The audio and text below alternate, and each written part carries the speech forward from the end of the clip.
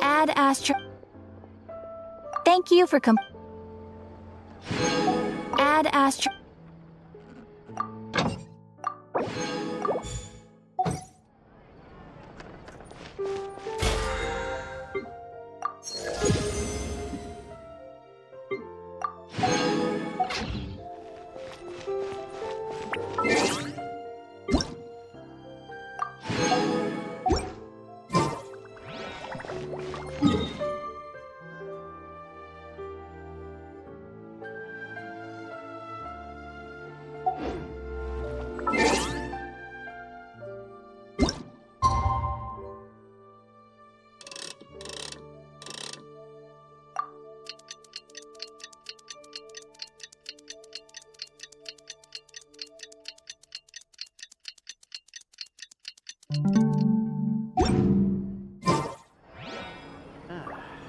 There'll be an extra fee for that. But none of them believe me.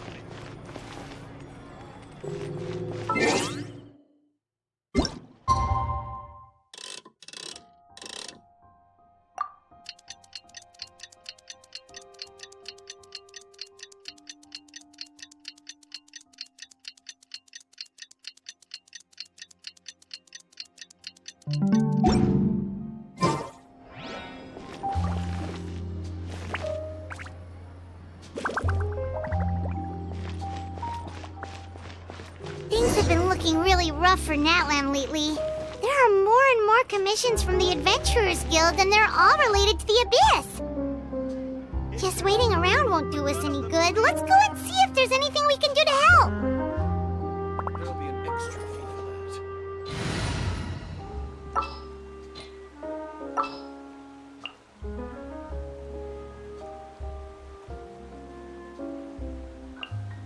that. Just what will we come across this time?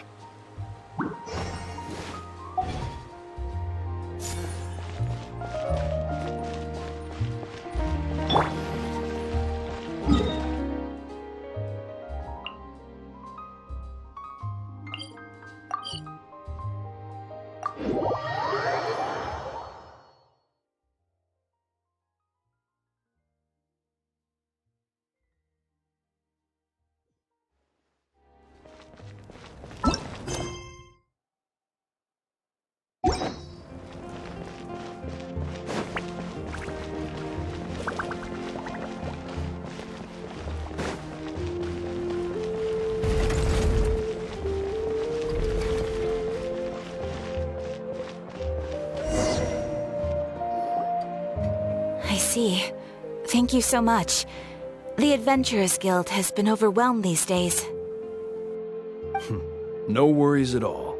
We've always valued the strength of adventurers. Given the current situation, it's vital that we all work together. Since we're facing the same enemies, I'll send you the intel we've collected on the Abyss so far. Then we can take a look at how to coordinate our efforts.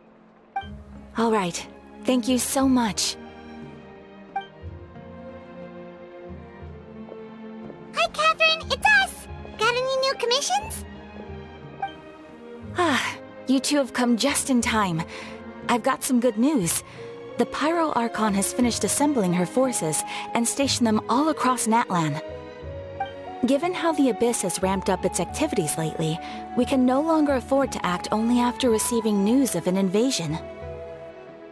So the Pyro Archon suggested that the Scions of the Canopy and the Adventurers Guild focus on collecting and disseminating intel. That way, we can stay informed of everything that's happening across the land.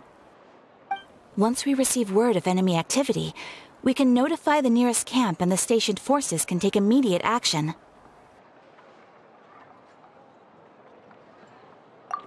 Yes, precisely. This should also allow us to focus on gathering information rather than running around and trying to tackle everything at once. So please also take a chance to relax, you two. You've been working hard these days, and this will be a good opportunity for some well-deserved rest. So that's the plan! Whew, we can finally stop and take a break!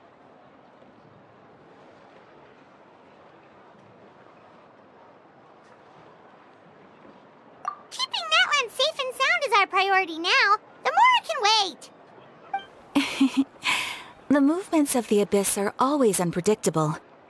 There have also been times when it suddenly became more active in the past. The people here generally see it as something like an acute natural disaster. Once the disaster is over, everyone will return to their normal lives. We just all hope that day will be sooner rather than later. Oh, right.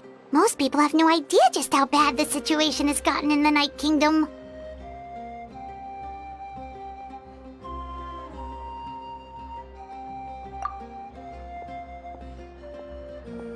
Oh, hey, Kachina! Are you feeling better now?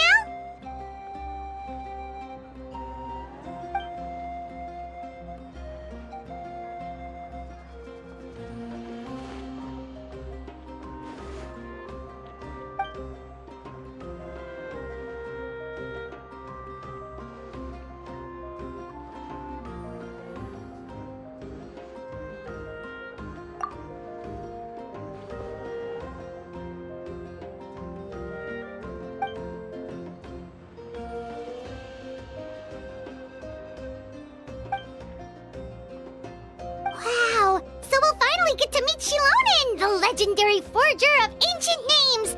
Paimon still can't believe anyone could forge those things.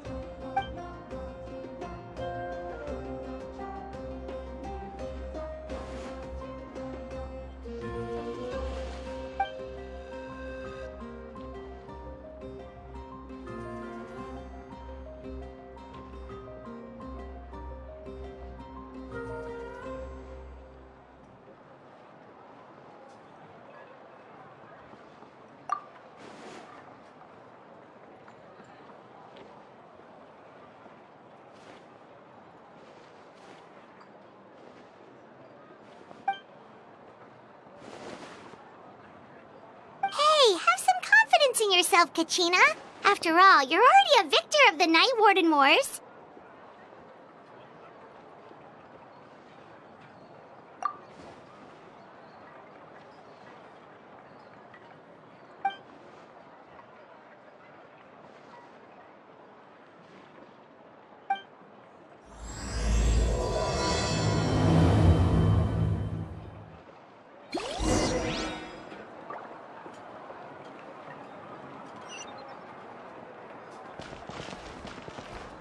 Ad Astra Abyss.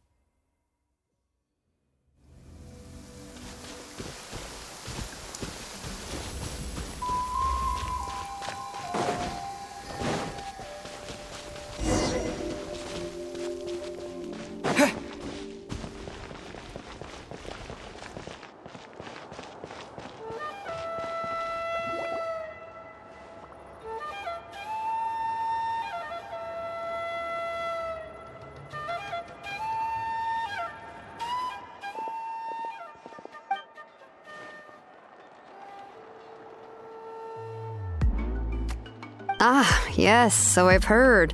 So young, and yet you've already got quite the reputation. Wait, are you Outlanders? Yep, we're travelers who just arrived in Natlan not too long ago. No, I mean, I was aware that you're travelers. It's just no one told me that you're Outlanders. No, the only thing she said is that a new hero had pledged himself to the plan. but we'd need to forge an ancient name to ensure he'd be able to return safe and sound. And she did mention that it would be quite difficult to forge an ancient name for them, but at the time, I thought she was just commenting on my skills. But I seem to understand where the true difficulty lies now. Oh, I wouldn't go that far. I'm used to it, really. I just need a moment to process things. The Pyro Archon's requests are always difficult to fulfill, and we used to argue a lot. Honestly, it's probably for the better that she didn't bring this up at the time. Anyway, I can't argue with her if she isn't here, and it'd be pointless to take my anger out on someone else. But, just because I understand her rationale doesn't make me any less upset. After all, she must have known that forging an ancient name for an Outlander is an impossible task. It's impossible? As you probably know, an ancient name is a symbol of a hero's spirit and glory, which grows even richer and heavier as generations of successors inherit it. We forge ancient names by engraving the heroic deeds of an individual who will become the first hero of that particular name.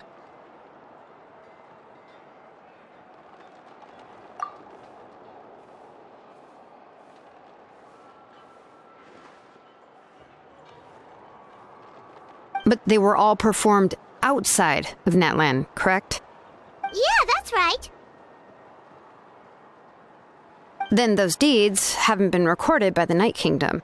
To take it one step further, even if you had performed heroic deeds in Natlan, as an Outlander, your actions still wouldn't have been recorded by our lands. Only memories and experiences that have been acknowledged by the Wyab can be used as a basis for an ancient name. Even the greatest of craftsmen cannot create something out of thin air, you know. That's just how it is. Seems the Wyab don't want just anyone to get a name, huh? Mawika, of all people, should know better than anyone, yet she's still entrusted the task of forging the ancient name to me. Oh, Paimon gets it. Nobody's happy being asked to do the impossible.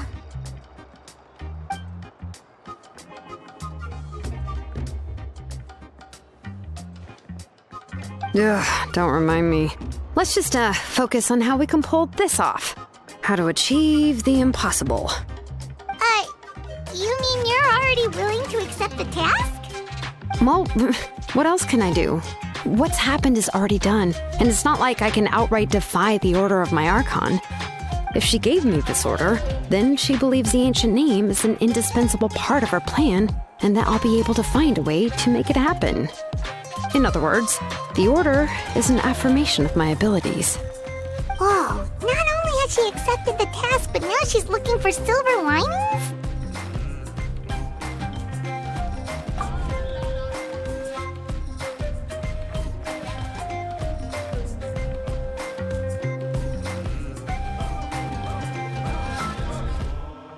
The key is getting the Wyab to somehow acknowledge the traveler's existence and record his heroic deeds. We heard the voice of a Wyab when we were in the Night Kingdom before. We even had a whole conversation with her. If we can talk to her again, maybe we can figure something out together. Well, every tribe has their own Wyab. How do we know if the one you met is indeed the best one for us to talk to? Plus, considering the unprecedented nature of this situation, I have a feeling that the acknowledgement of one Wyab alone would probably not be enough.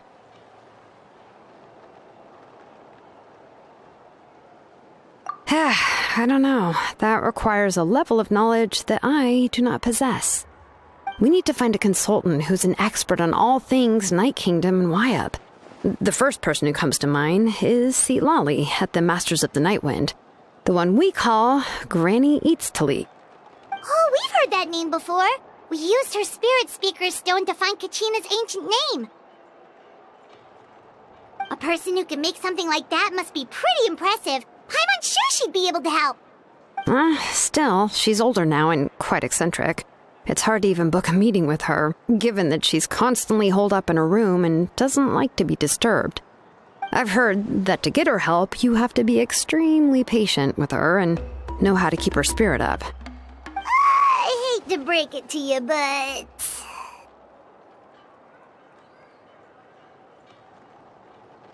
Huh. Why is that? I mean, didn't she already help you before? And you even managed to save Kachina. Well, yeah. At the cost of her spirit speaker stone being split into two.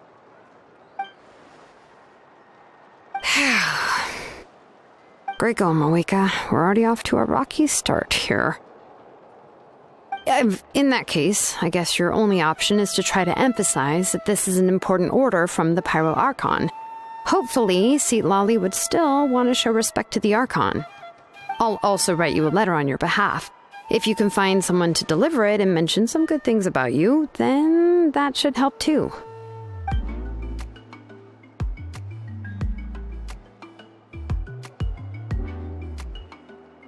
Paimon sure hopes a Hal won't interrupt when he's talking, though. All right, Kanich is a seasoned negotiator. I trust that he'll know the best things to say. Please just give me a moment to write the letter, and we can meet up near the Statue of the Seven later. Sounds good. We'll take a stroll in the meantime.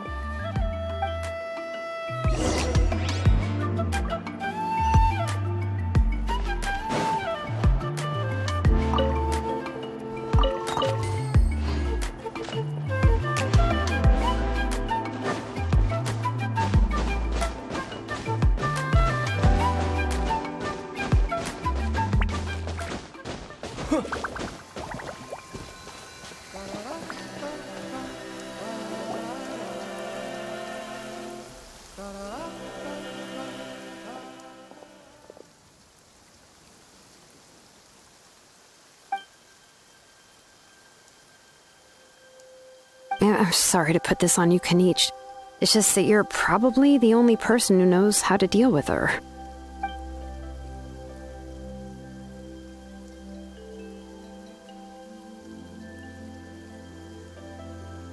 Oh, wait, so Kachina and the Traveler also know about the plan?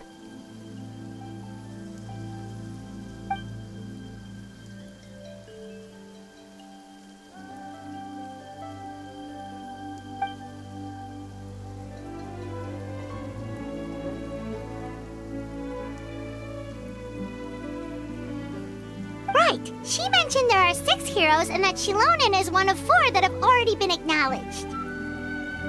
Oh, well, then I suppose there's no need to keep any secrets between us. Having companions walk by your side is perhaps the best solace when facing such a bleak reality.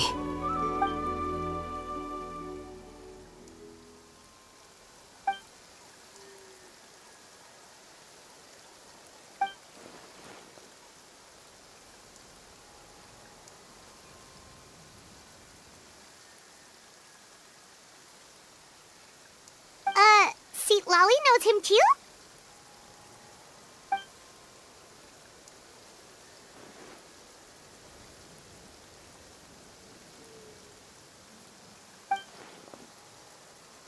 Given how the Masters of the Nightwind love to babble about dreams and revelations, they're already a pretty strange bunch to most. I've never met Auroran, but if they consider him the odd one, he's got to be pretty far out there.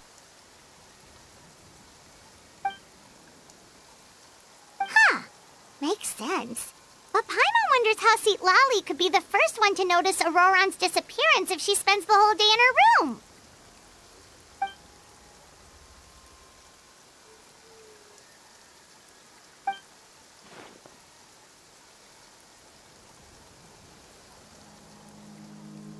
Huh, so if I'm following, you mean we'll help her investigate Auroran and the captain's whereabouts?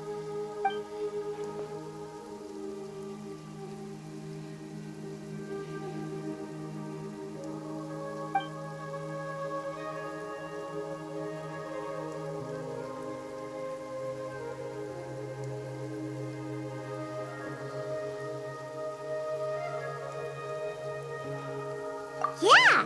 Plus, we kinda owe her one anyway to make up for breaking the spirit speakers down. This is a pretty well thought out plan, as expected of Molly Poke Kanich. Then, yeah, I'll leave my letter to you. Let's hope Seat Lolly can meet at the stadium in 2 days.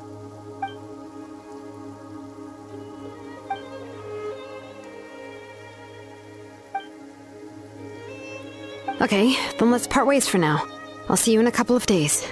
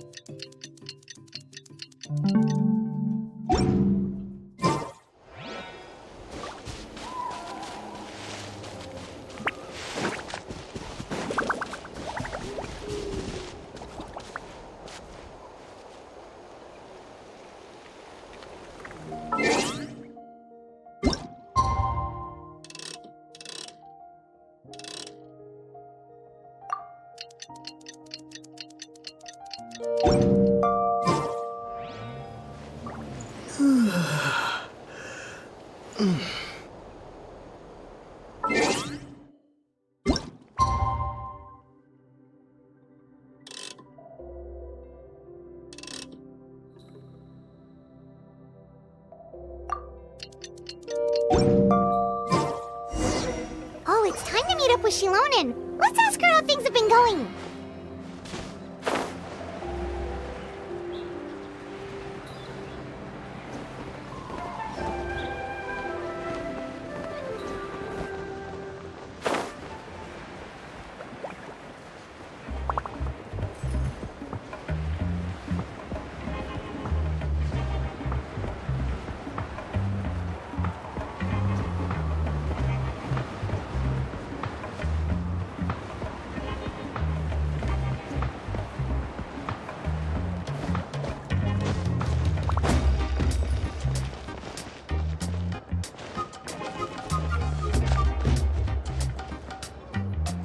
Shilonen, how's everything going?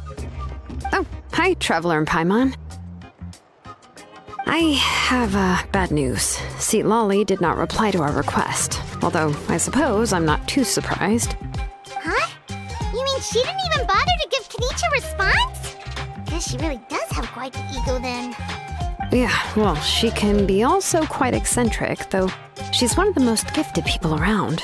Even the Masters of the Nightwind often struggle to work with her. My guess is that she probably has other reasons for not deigning us with a response. But let's go to the stadium and see if we can meet her there. If we do get a chance to talk to her in person, we can still try to work something out. That's true. Let's go!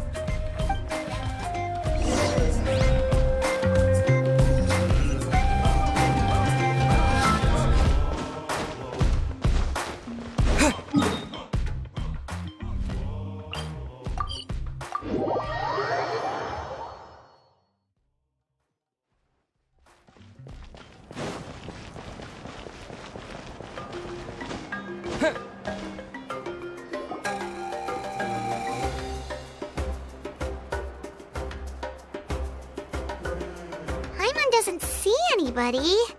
Seems she's just not gonna show up, huh?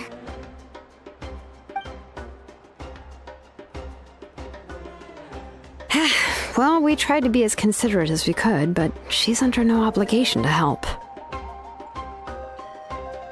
That might be true, but this is still a request from the Pyro Archon, right? Shouldn't a subject always answer the call of their Archon? A subject? Well, if you ask me, I'd say we're all more like friends with the Archon. Yes, Mawika is our leader, but that doesn't mean there's any kind of tall barrier between us and her. The only thing is that she often has very high expectations of us. Huh. So even though she's super powerful, it sounds like she's actually pretty down to earth and easy to get along with. Unlike that old hag Granny Eatstily, right? Does she think she can ignore us just because she's famous?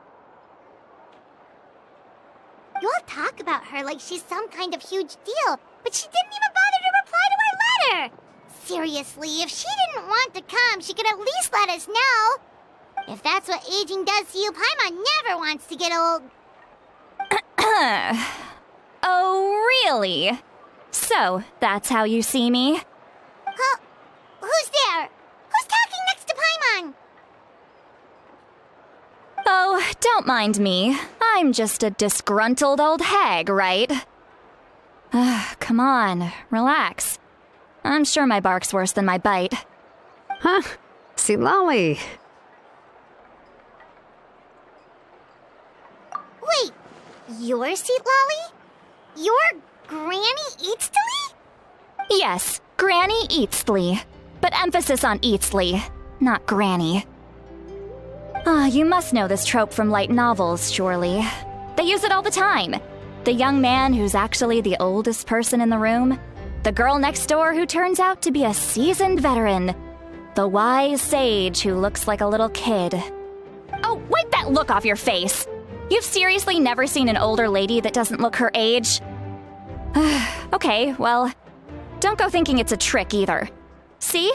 I'm barely wearing any makeup. Did I forget to mention, she's called Granny, but she's actually pretty young.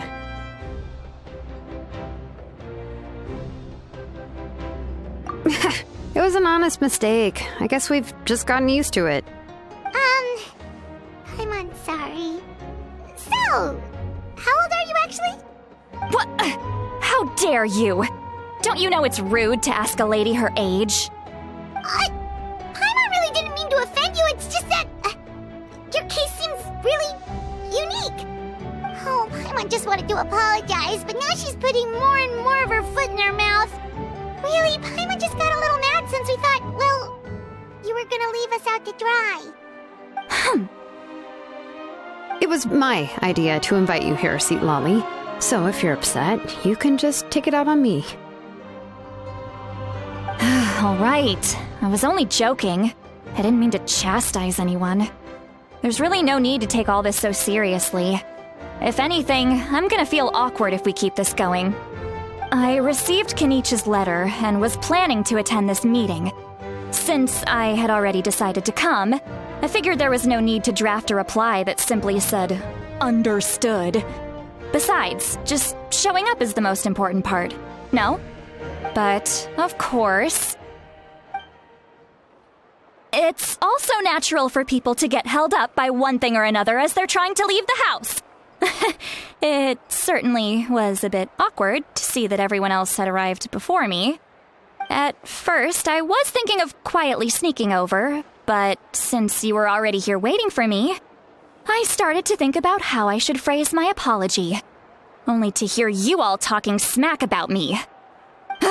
Anyway, that's the whole story. Honestly, it's not like I owed you an explanation anyway.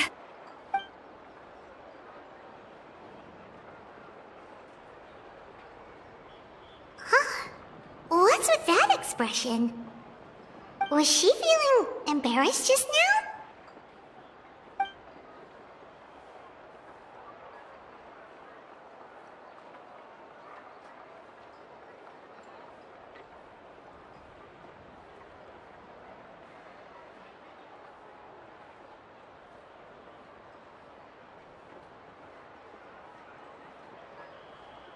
When the Masters of the Night Wind say they struggle dealing with her, I wonder if the feeling is mutual. She seems to be pretty awkward herself. Everything she does and says seems a little forced. Anyway, Shilonen, I heard that you require my help in crafting an ancient name. Correct. The situation isn't like anything we've handled before. Let me explain. I see. So Mawika has asked you to forge an ancient name for an Outlander. Well, that would be a first. And you've also heard all about Auroron. I must say, he's always been a good kid. I can't see him joining the Fatui of his own volition. He must have been coerced somehow.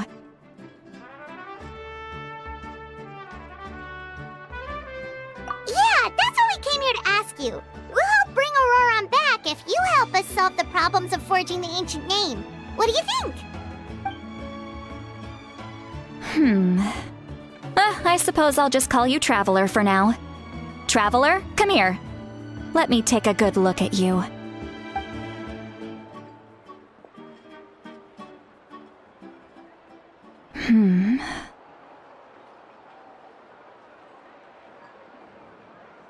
Wealth leads to unending conflicts between people. Yet you alone transcend the value of gold. Baleful thunder and wrathful waves bring terror to mortal hearts. Yet again and again, you've braved them to find new worlds.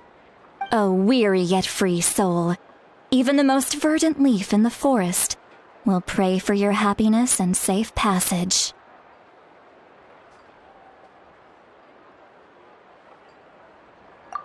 Those are all the things that I could see in you. You've experienced far more than even most mortals could dream of. You possess the heart of a sincere hero, along with the conviction to lift a torch above your head and walk headlong into the night. Huh? Don't move. There's something here. Huh? What thing? Don't scare Paimon. Is the Traveler gonna be okay? Shoo! That should do it. You've just returned from the Night Kingdom, so some fragments of souls were still stuck to your body. No need to worry. I've just cleared out the last of them. Isn't that kinda like having part of a ghost come back with you? It's nothing as serious as that. If left unattended, the most it could do is stir up some chaos in your mind, and generally worsen your mood. Well, in that case, better to get rid of them.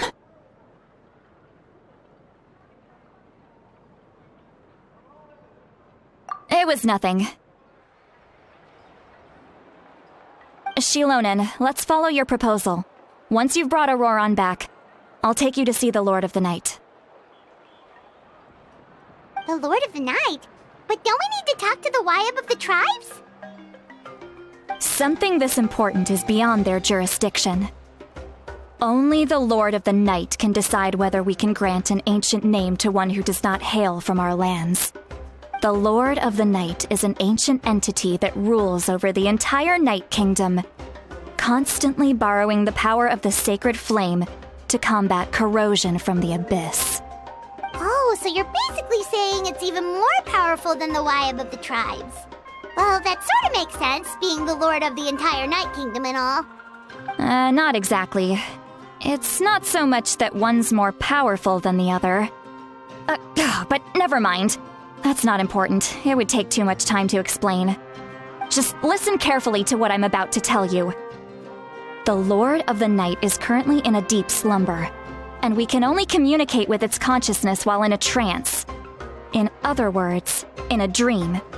But I will need to prepare a few more things if we are to hold a ceremony to achieve the state of the trance. I'll make a list. Can any of you get everything for me? I can go. It'll probably be a long list, so better leave it to someone who knows all the local vendors. Sounds good. Then we'll go with St. Lolly to track down Auroron. Phew, the Fatui are nothing to scoff at, so please, be careful during your investigation. If you need any help, just come find me. Yep, we'll be sure to play it safe.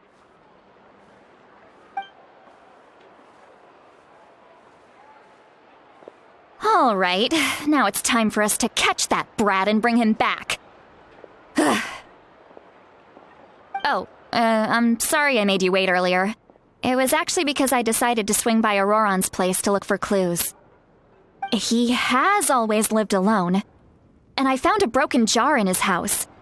There was also something off about his phlogiston aphids, which I assume is because their keeper has been gone for quite some time.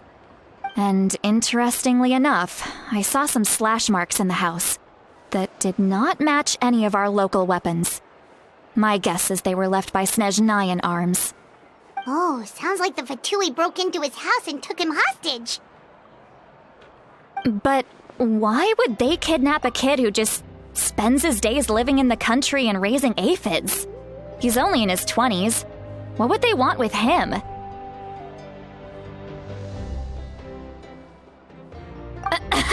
That's not to say that I believe he's totally innocent, of course. Since he's the only one who was kidnapped out of everyone in Natlan, he must have done something to attract their attention. In any case, we'll get to the bottom of this once we manage to get him back here. I'm truly sorry to put you two through all this trouble with me. But please help me get him back. You can count on us! All right, then let's start by heading to where Auroron was seen last.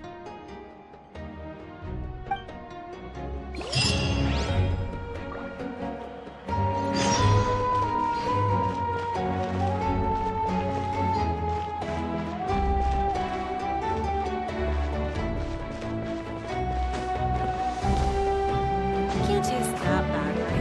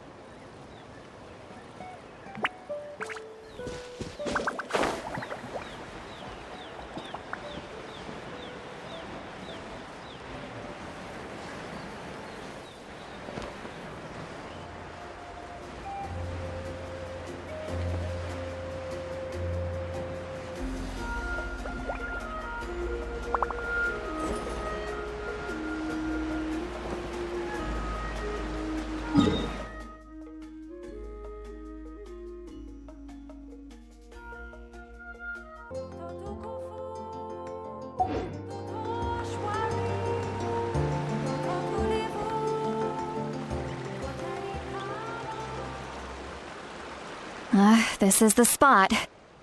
An eyewitness claimed to have seen Auroron speaking to some Fatui soldiers here. I don't know how much you're willing to believe me, but Auroron really is a good kid. I see no reason why he'd suddenly get involved with the Fatui. I'm convinced that what the witnesses saw was actually the Fatui coercing him, or perhaps trying to extract information. However, I doubt anyone would believe me, given there are no signs of a fight. Didn't Kanich say that she's a big name in Natlan? Feels kinda weird to see her so frustrated and helpless like this.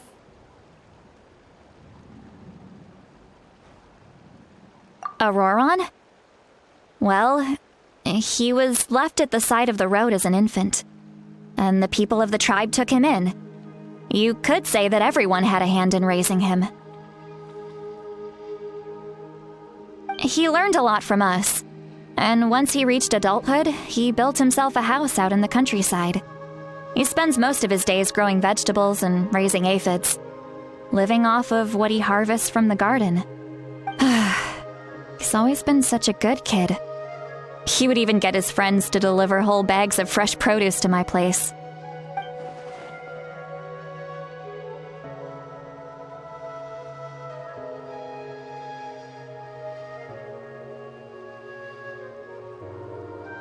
Oh well, let's keep looking. He can answer all of our questions once we find him. He's been raising phlogiston aphids for a long time, and since they were disturbed, they secreted a special type of phlogiston. We can use that substance to track his movements. Let's follow the phlogiston trail. Huh? What trail? Paimon doesn't see anything. Oh, right. I forgot your eyes don't naturally perceive such things. Here, give me your hand.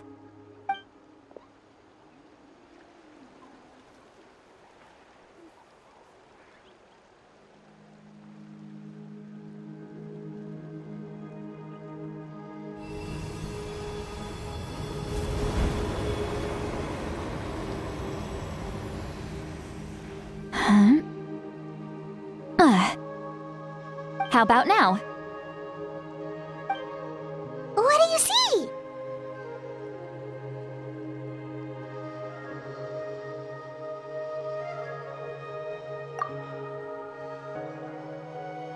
Whoa, Paimon can see it now too! That's right. I used a spell to temporarily transfer a portion of my senses to you. For a short while, you'll be able to see the phlogiston too. Wow, you can even share your senses with us? First time Paimon's heard anything like that. It requires a very rare spell that most people aren't adept at. But don't worry, it's a cinch for me. Between the two of you, it seems the Traveler's senses are a bit stronger than Paimon's. When I held your hand just now, I could sense that you've got a great affinity for phlogiston. You're extraordinarily gifted. Anyway, we'll need to use our vision now to track down Auroron. Good luck, you two. Over here, this way! See, Lolly might say a lot of deep and confusing stuff, but this spell of hers is really something. What was that? Oh, Paimon was just complimenting you. Really?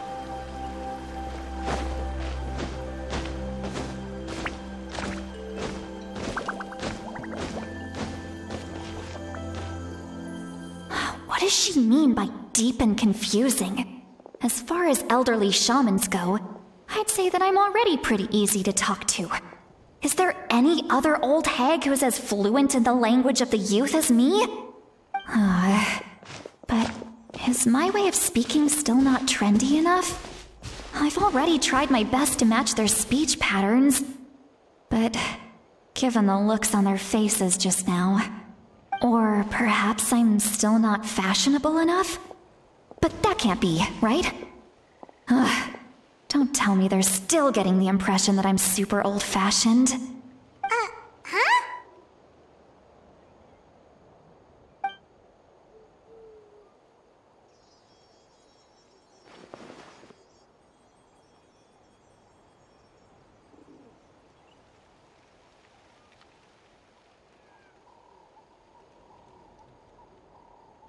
Was that Seat Lolly's voice?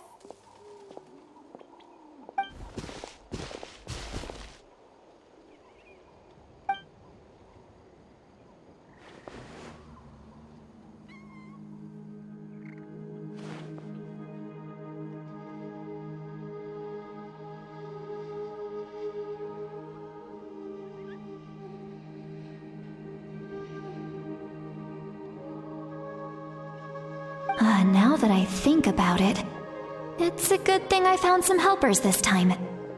Some things are best done with the help of friends.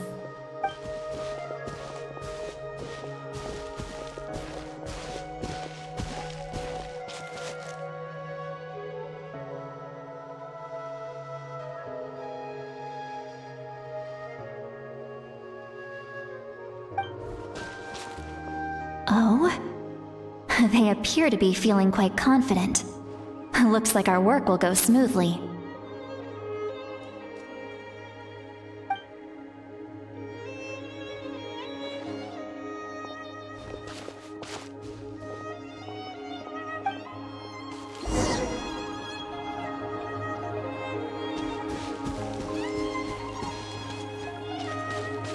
Hey, looks like there's a new camp over there! Let's go take a look. That little brat, I swear. I just hope he hasn't gotten himself into any real trouble.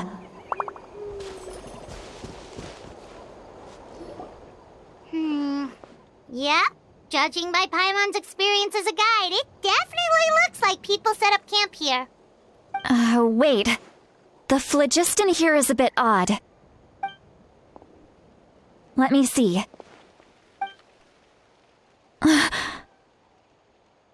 sees a small shape here. Could it be some sort of symbol? This is a distress signal for the Masters of the Night Wind.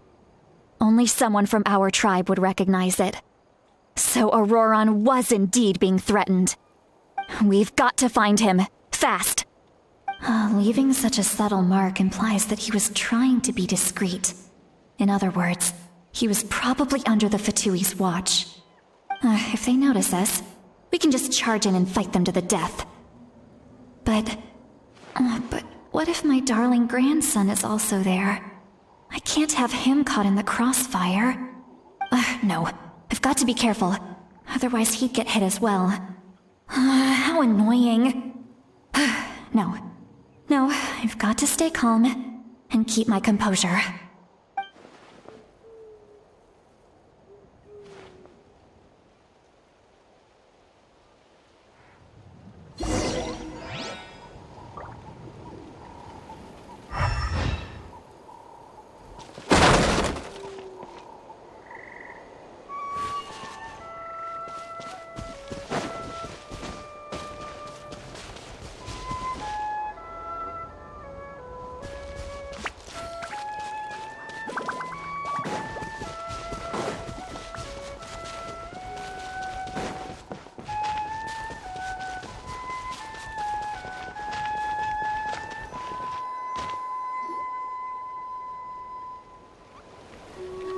There are traces of people staying here too.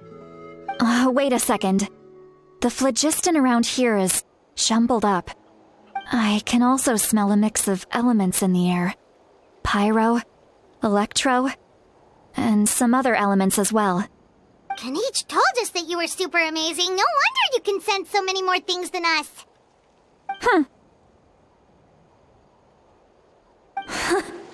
It's about time that little brat said something nice about me. There are signs of a struggle here. Judging from what's left on the scene, there must have been a fight. But after that, the factions seem to have gone their separate ways.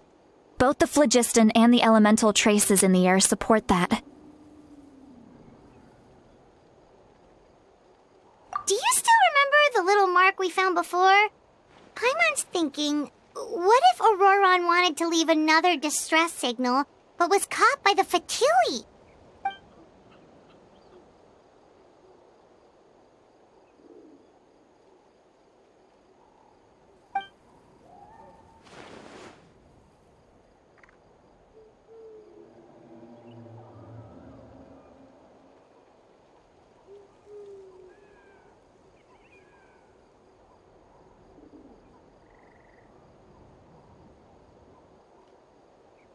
Given there are 2 signals leading from here, we should split up as well. I'll take this direction, and leave the other one to you. Let's meet up again later.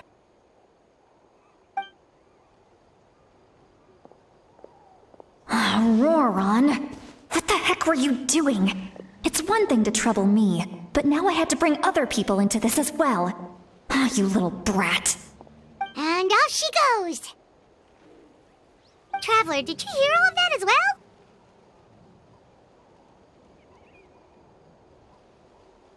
Once Seat Lolly left, that voice went away as well. Paimon even tried calling her name inside Paimon's head, but there was no response.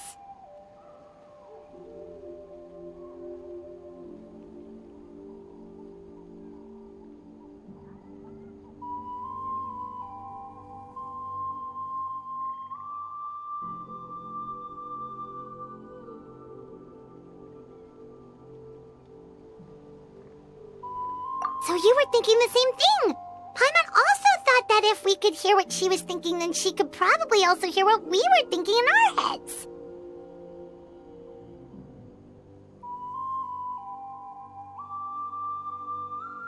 She did say that she was quite adept at this spell, and it doesn't sound like she's had any trouble with it in the past. Huh, maybe we're a special case and can hear her thoughts as a side effect. If you think about it, she's really got a lively inner world. It paints quite a different picture from Paimon's first impression of her.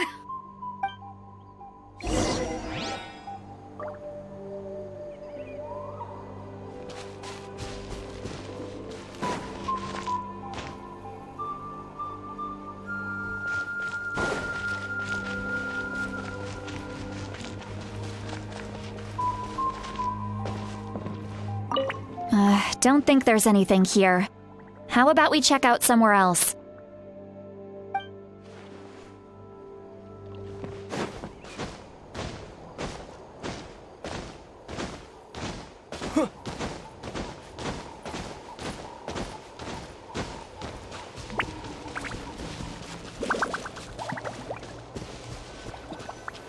Paimon sees some traces here. Let's follow them and see if we can find anything up ahead.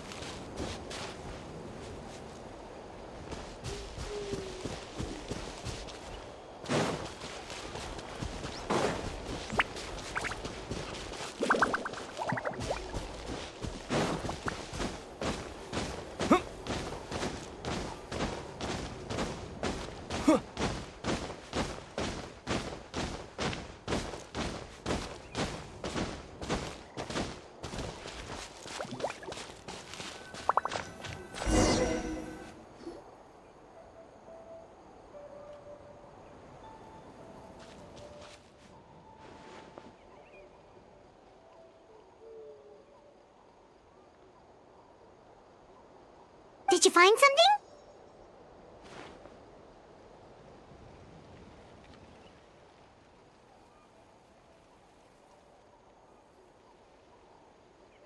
Huh. So we can't tell where Auroron might have gone from here. That's weird. The phlogiston trail suddenly stops. We can't make anything of these footprints either. But he can't have just evaporated into thin air, right? We know he wasn't alone. He had all those Fatui with him.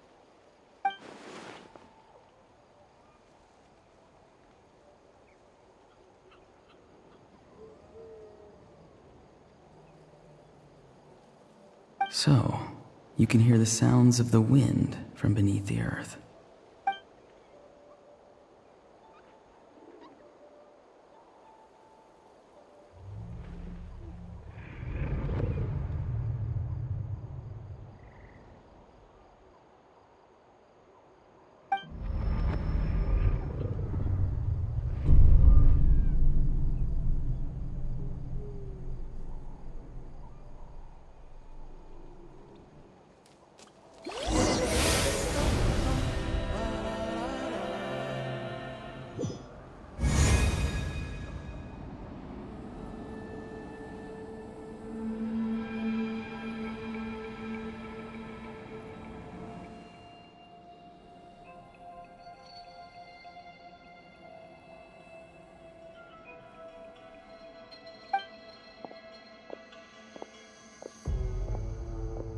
I'm very sorry, but please do not move.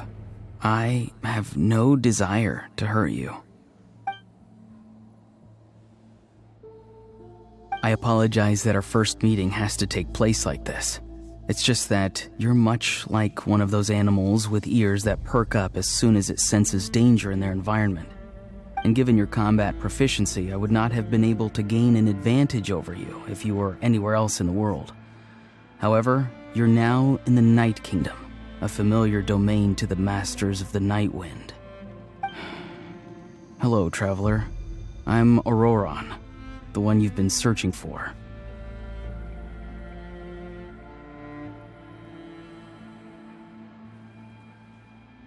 Ah, the Fatui's custody. I see. So even Granny has told you that I was coerced by the Fatui. I'm afraid you've been brought here by a lie, like a false omen in the lingering smoke. My friend and I only left those traces to lure you here. Deceiving you was never our true intent, however. It was simply the fastest and most feasible way for us to set up a meeting.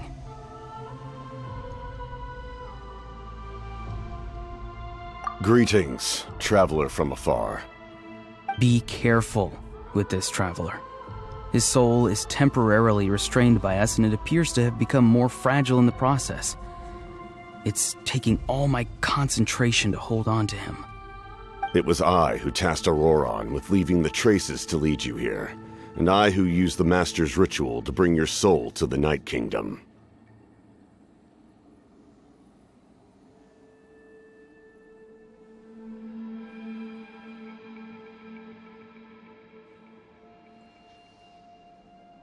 I've heard much about you from the past encounters you've had with my colleagues. Given the present situation in Natlan, I would like to sincerely request a formal meeting with you, in person. I will use the opportunity to explain my goals and motivations to you, as well as why I mistrust Malwika, the Pyro Archon. I believe there is little reason for you to blindly follow her plan. If you would like to hear our intel, then find us to the east of the stadium. But remember, not a word of this to anyone. I would like to avoid any further conflict. You will see me again once you return to reality. No matter what I say, please, help me keep this a secret. This is all to avoid dragging Granny into this conflict.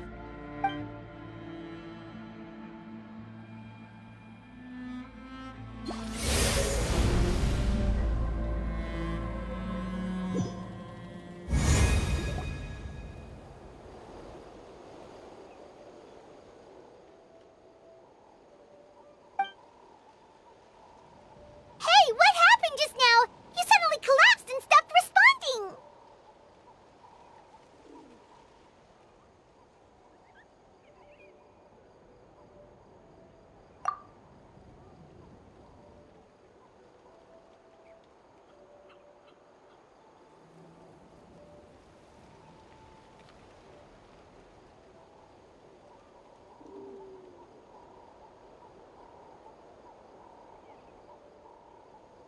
Hey, why are you sitting on the ground? Are you okay? See, Lolly! He froze for a moment and then just collapsed to the ground! Could it have been those leftover remnants from the Night Kingdom? Do you have any itches or pain anywhere?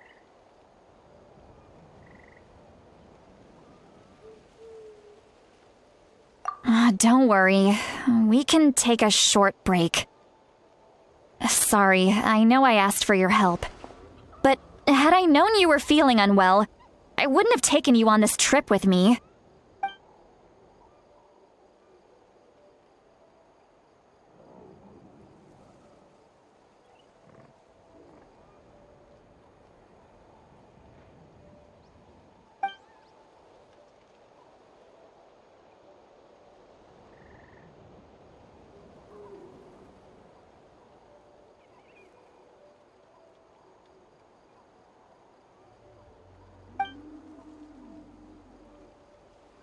If you're feeling sick, you should just say so.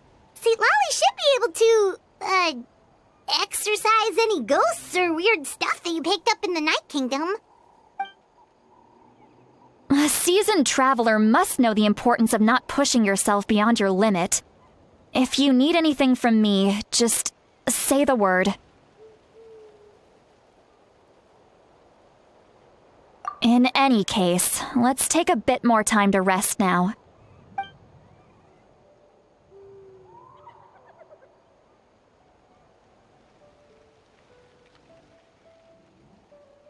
Need to be more careful next time. Feeling better yet, Traveler? All right, let's get ready.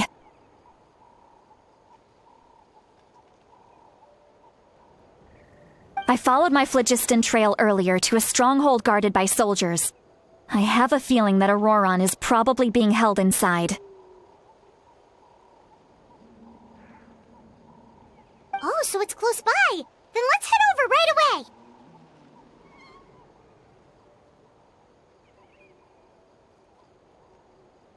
Well, I recruited you to be my helper, which means we're in this together. Like the wind and the clouds. We either move as one or not at all. But if you want to make it up to me, then just be sure to fight extra hard when the time comes.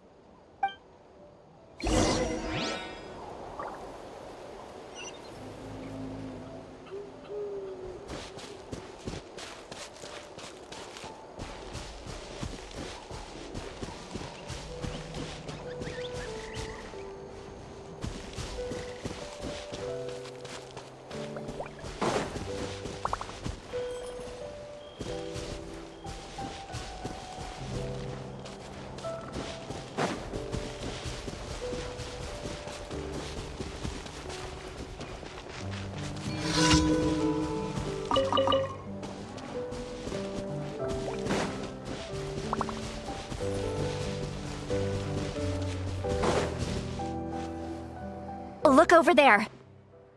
Huh? Paimon thinks she sees someone in the middle of the camp. That's Auroron. So he really was taken by the Fatui.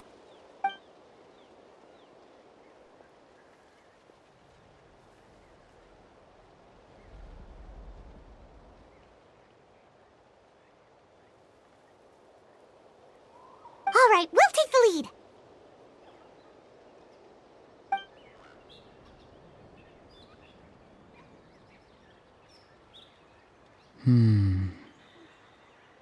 Hey, quit daydreaming. Don't you have work to do? I cannot see the sun. What? Without the sun, I cannot see the truth. You are currently blocking the light, so I must beseech you to move aside. Huh? Okay, Mr. Philosopher. That's enough mumbo-jumbo. Wow. I'm going to rip that guy's head right off. See, Lolly's struggling to control her temper now. Are you ready? Let's go kick their butts. On my count. 3, 2, 1! You're still trying to resist? You've got no idea who you're up against. Let's end this quickly! Wipe out! Hold the line! This should be fun. I will Feeling end lucky? Haha! Feeling lucky? A proper send-off from Messina with love. Full of warfare, I guess.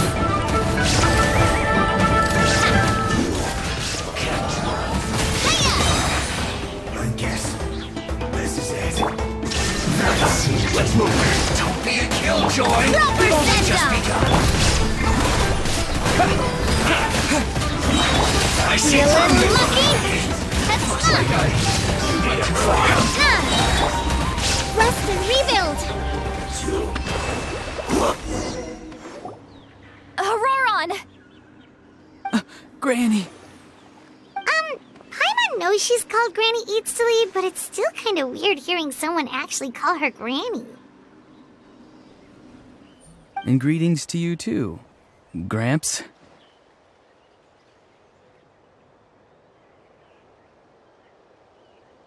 What did you just call him? Gramps? Is that not right? You're Granny's friend, are you not? You seem to be approximately the same age as her, so I figured you've got to be Gramps. How many times have I told you? It doesn't work like that. There are a lot of people who look about the same age as me. You can't go around calling everyone Gramps or Granny. Oh, wait. He's not a child, is he?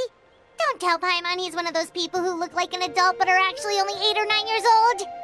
Oh, your words have pierced my heart like a thorned vine. Given how hard those thorns are to remove, I may just need to find a pair of tweezers. Why are you so upset? You can just say yes or no. Of course I'm not a child. It's just Granny always taught me to show gratitude where it's due. And since the Masters of the Night Wind raised me collectively, I basically see everyone above a certain age as an elder I should look up to.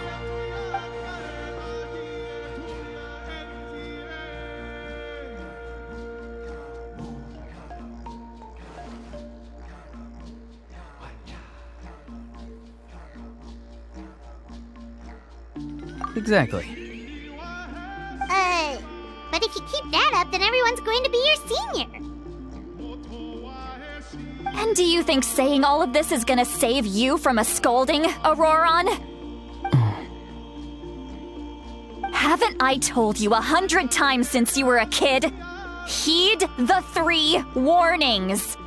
Be wary of beasts prowling around, scammers looking for their next victim, and strange people who appear out of nowhere. Oh, so you do remember, and you just chose to ignore them. I always knew that living on your own was going to get you into trouble sooner or later. But getting kidnapped? That really takes the cake. You won't always be able to rely on other people coming to your rescue, you know. You're just lucky we got here when we did. Or we might be launching another search and rescue operation to find out where they put your severed head. I'm sorry, Granny. I'll be more careful next time. Next time? Oh, good one. You think there'll be a next time after this? Not a chance. They didn't hurt you, did they? No, they just asked me a lot of questions about Natlan's terrain and made me draw a map of the ley line distribution. Okay, now answer me honestly. Were you the one who helped the captain escape after his battle with the Pyro Archon? Yes. So why did you do it?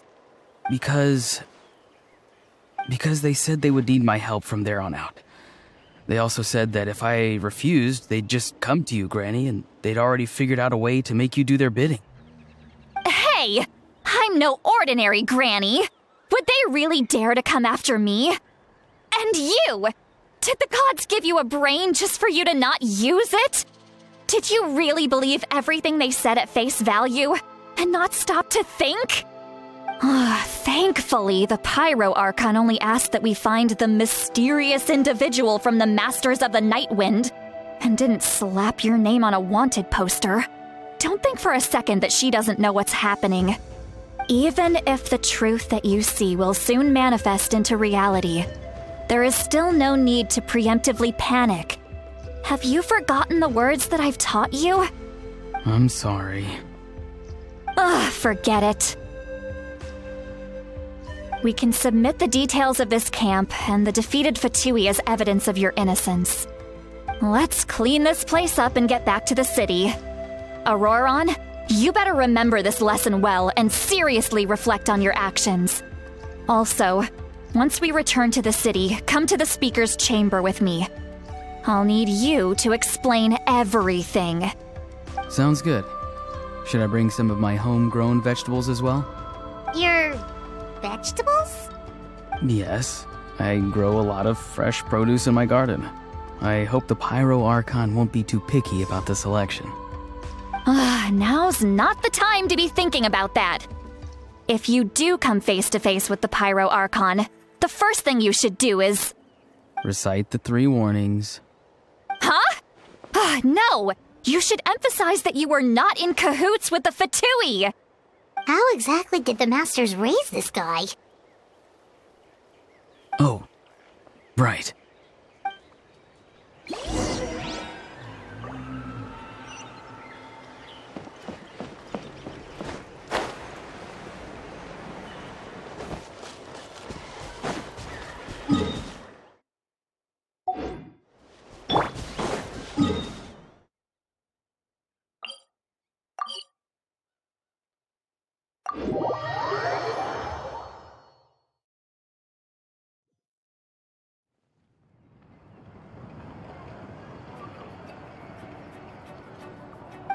I see.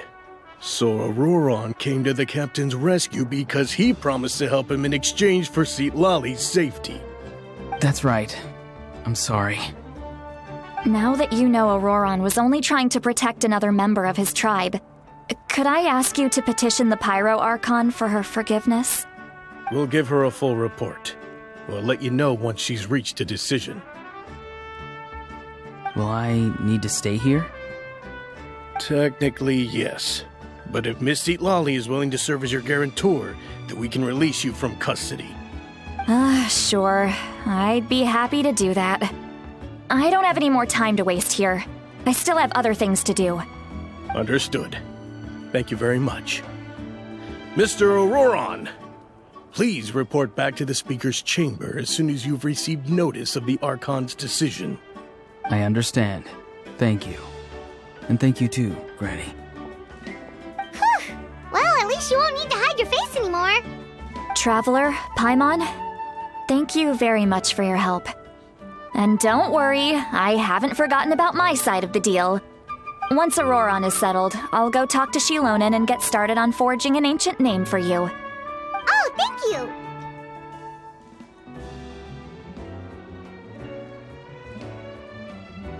You scratch my back, I scratch yours.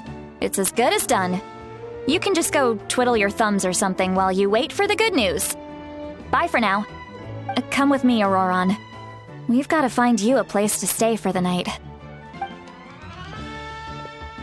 Goodbye, Gramps.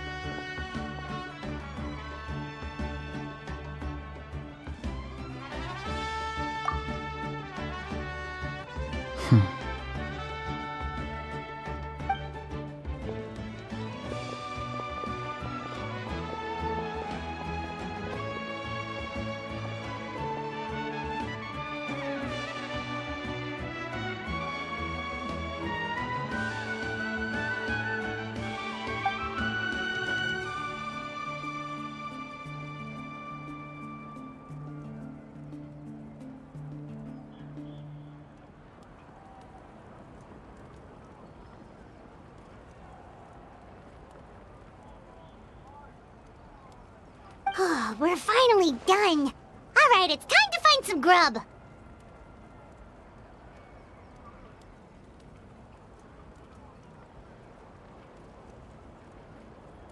Huh? What is it, Traveler? What? That captain?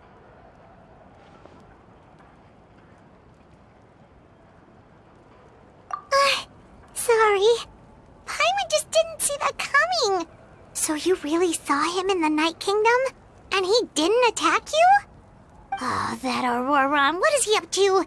He sounded earnest enough just now. Paimon would have never guessed anything was happening. All that stuff about protecting Citlali and being forced to help the Fatui, when he's actually been a willing accomplice all along.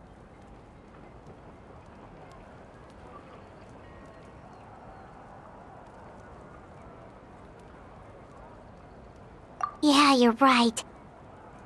Still, Paimon appreciates you telling her about this.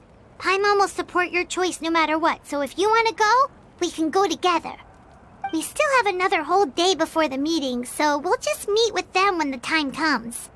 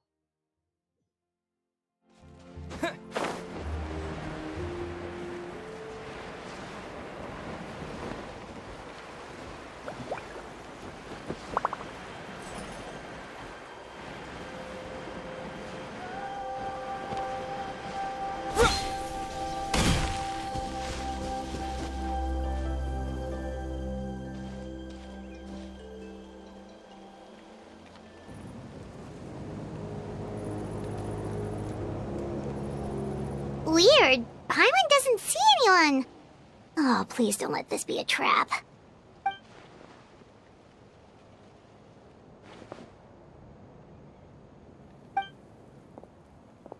What was that? Good evening. Nice to see you again. It's you. You shouldn't pop up from behind people like that. What are you, a ghost? I'm terribly sorry. It's just a force of habit. And what's with you apologizing all the time? You sound so polite and honest, but you're actually doing shady stuff behind people's backs. You're right. Granny tells me that too. Huh. Come to think of it, you remind me of her. Sometimes you two sound really similar, you know. Oh, so you're gonna call Paimon Granny too now? Well, I could.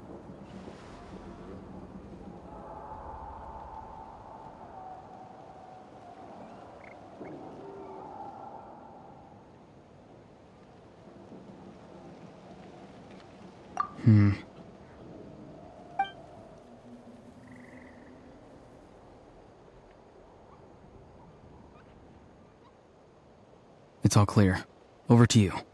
Excellent. The fact that you showed up proves that I was right about your character.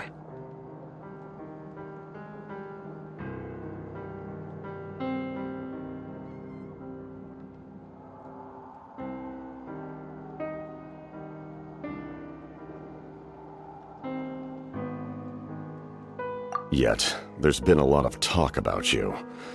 Child told me that you're passionate about the unknown and willing to take risks. Rather than facing you as an enemy, I would much prefer to bring you to my side. If we allow the current state of things to continue, we will inevitably clash, and that's a scenario that I'd very much like to avoid.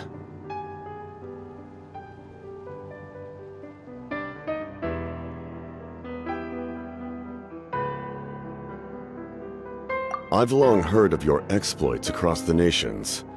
Though you have crossed swords with my colleagues many times, I know that you are by no means an unreasonable person. And once you've learned the truth that the Pyro Archon Malwika would never willingly share with you, you may just find it in your heart to consider my proposal.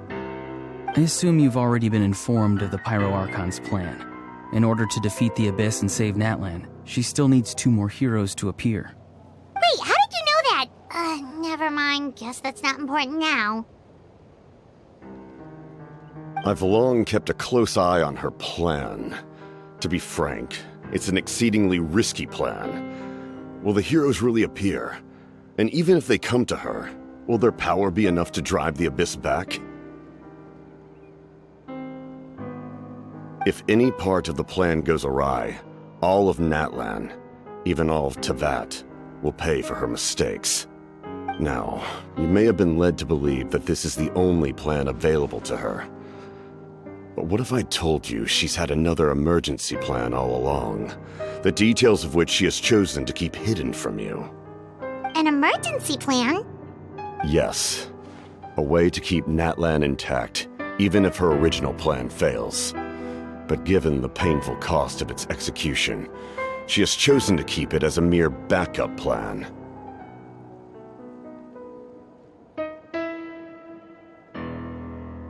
Whether this stems from hesitation, fear, or even naivete, I cannot say. But Natlan cannot afford to wait until she comes to her senses.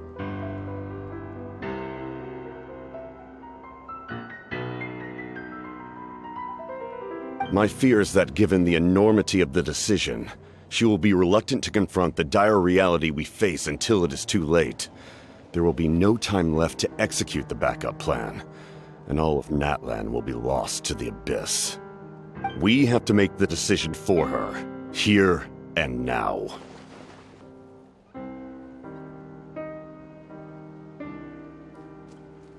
Yeah, do you have any evidence for all this?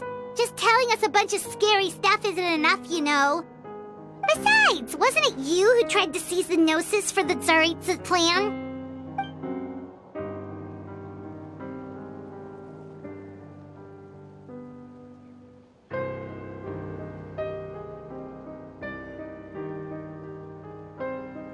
I knew you'd be clever enough to see.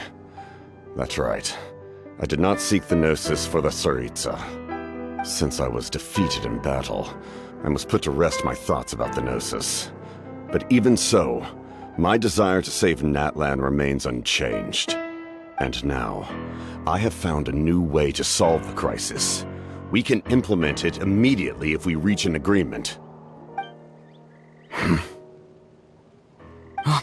Someone's here. Huh? The captain disappeared! Something is rapidly approaching.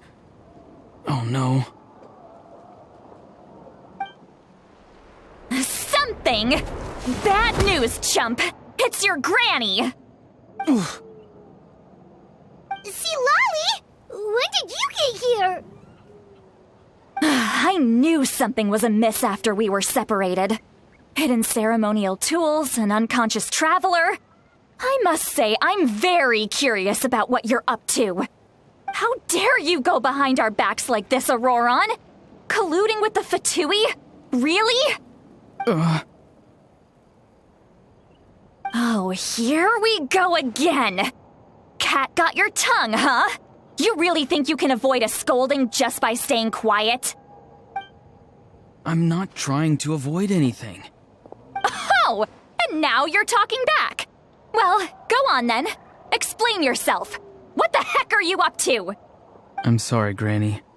I feel so guilty. You! That's it! Where are my tools? I swear if I don't teach you a lesson right here and now, I'll... Wait, see, Lolly! Please, calm down. We, still learned a lot of info, didn't we? Like the fact that the captain isn't trying to seize the Gnosis anymore. So, maybe just save the scolding for later, okay?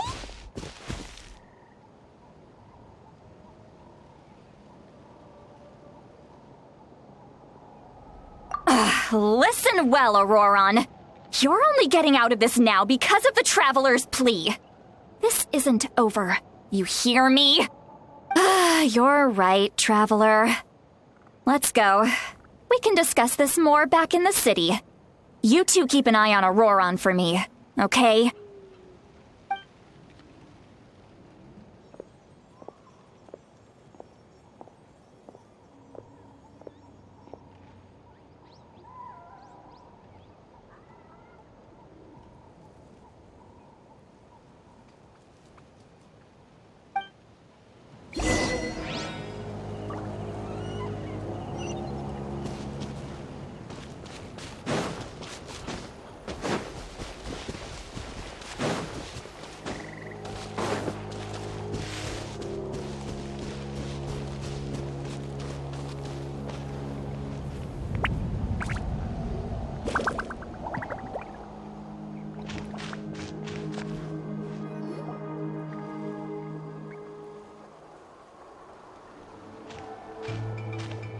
In all my years, I've never had a child cause me so much grief.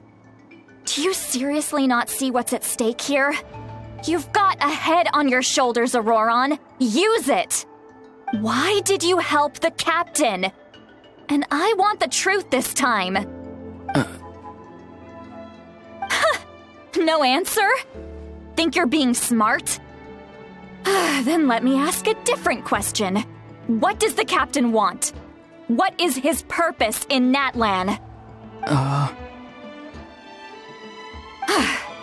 Really? You're just going to stonewall me?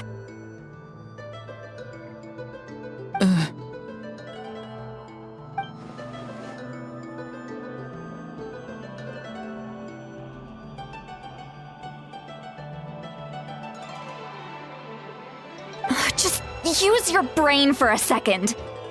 What do you possibly stand to gain by helping the captain? Only endless trouble awaits you and everyone in the tribe. You've always been a good kid. Why would you throw that all away now? If you're worried about something, just talk to me. Granny would much rather we had a conversation instead of constantly clashing like this. Why is he staring at us all of a sudden? I'm sorry that you have to hear all this.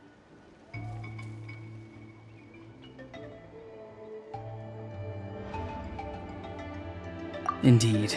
It's like going to visit a friend at his house, only to suddenly hear your friend berating a naughty Saurian. Well, that's an oddly specific analogy. Wait, did one of your friends really do that? Yes. And every time my friend scolded his Saurians, they would look at me the same way you're looking at me now. Helpless and embarrassed. Wait, but you're the one getting your head chewed off. Stop making this about us! Indeed, you've got a point. Then please just hang in there for a little while longer. Granny should be done with her scolding session soon. Oh? You dare gossip between yourselves instead of listening to me? You... Sorry, Granny. Sorry, Granny. Sorry, Granny. You know what? Fine. I'm perfectly aware that everything I say goes in one ear and out the other. You're all grown up now, so why would you listen to an old hag like me? You say all the right things, but then you go and completely ignore me. Well, if that's how you're going to treat me, you can stop sending Aoife over to my place to deliver your stupid vegetables! I don't need anything from you! Who's Aoife?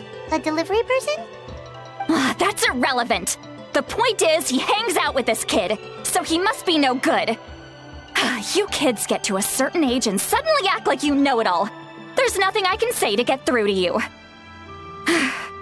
Auroron, if you're still thinking about that so-called duty, then please, just forget about it. The ley lines did not fall to this state because of you. And we've long closed the book on that incident. Seems they've started talking about some kind of tribal history. I'm starting to get lost. That's not it, Granny.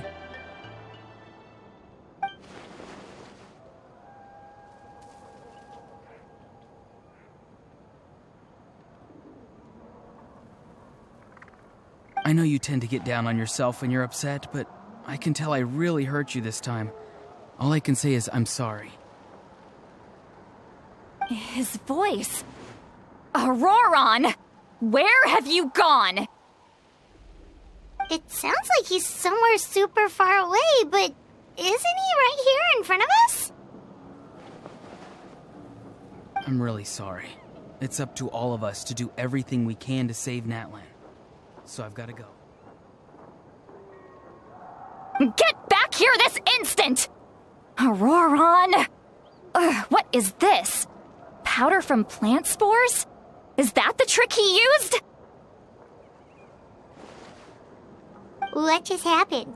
How was he able to suddenly get so far away like that? It's a trick of his. If you grind spores into a powder and spray it in the air, it can be manipulated to create an illusion.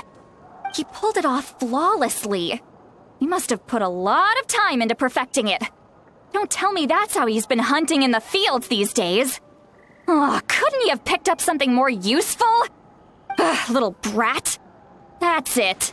The next time we meet, I'm definitely going to break his legs. Whoa, that's a little extreme. But still, why does he feel like he needs to run from us? If his goal is also to protect Natlan, then can't we work together?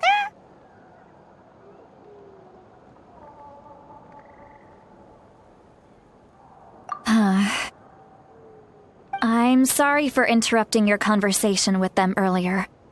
But even if you'd been able to hear them out, there's no guarantee you would have gained anything substantial. Auroron probably did everything he could to get away because he knew I'd get the truth out of him sooner or later. That brat. I swear.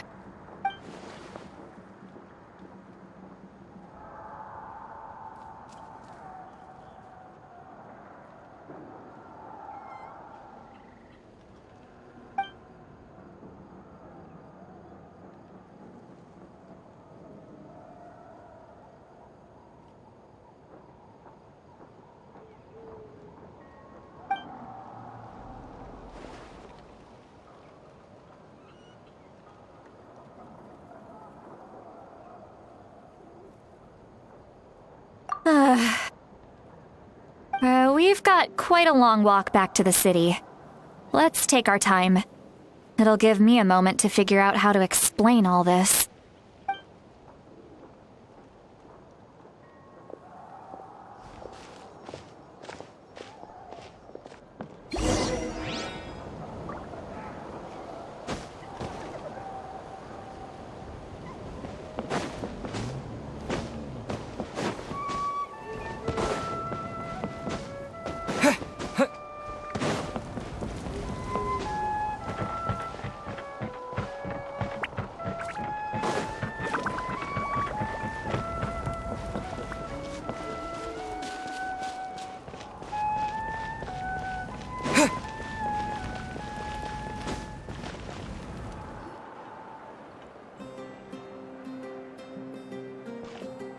Do you two have some time?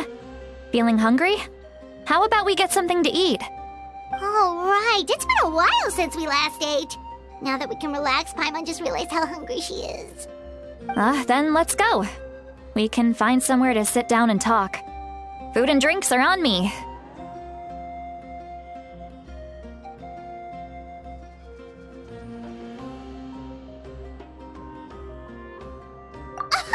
How did this become Paimon'sville?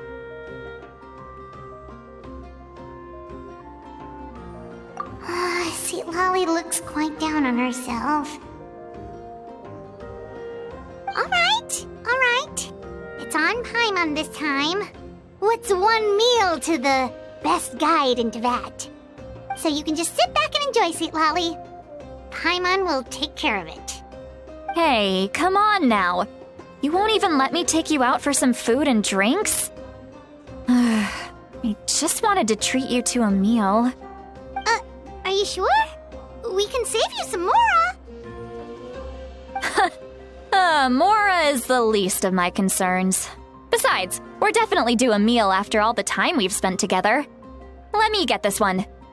I might be an old hag, but I like to think I'm not completely useless. Sure, that's fine with us, but Paimon doesn't want you to be sad, Sweet Lolly. Don't worry. I'm sure a juicy grilled steak will work wonders.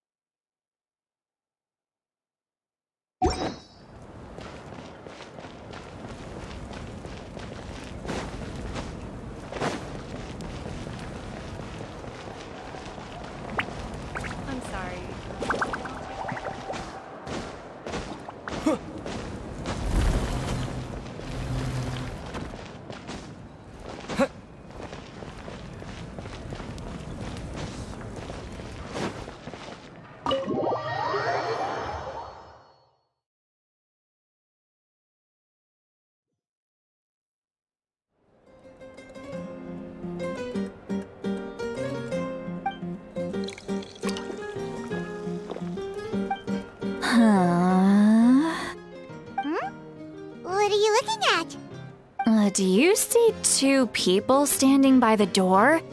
They look like spitting images of each other. Are they twins?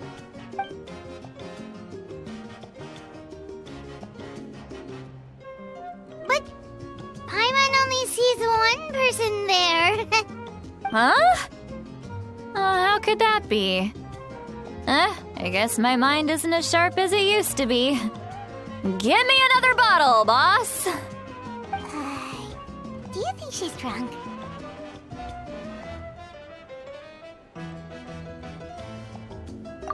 There you go, miss.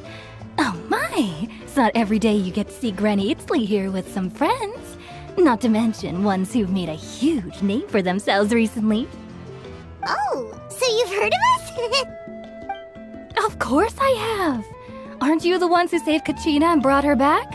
No wonder you hit it off with Granny Sitlali.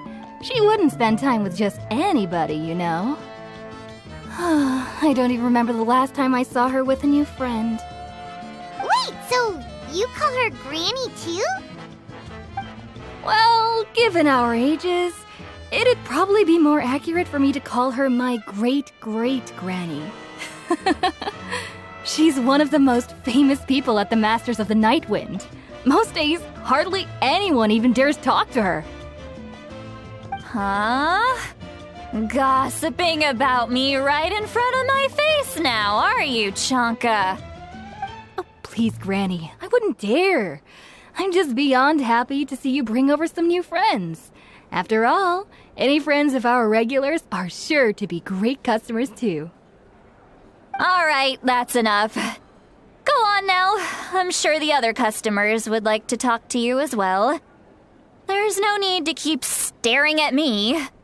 I promise I'll keep my alcohol down until I leave.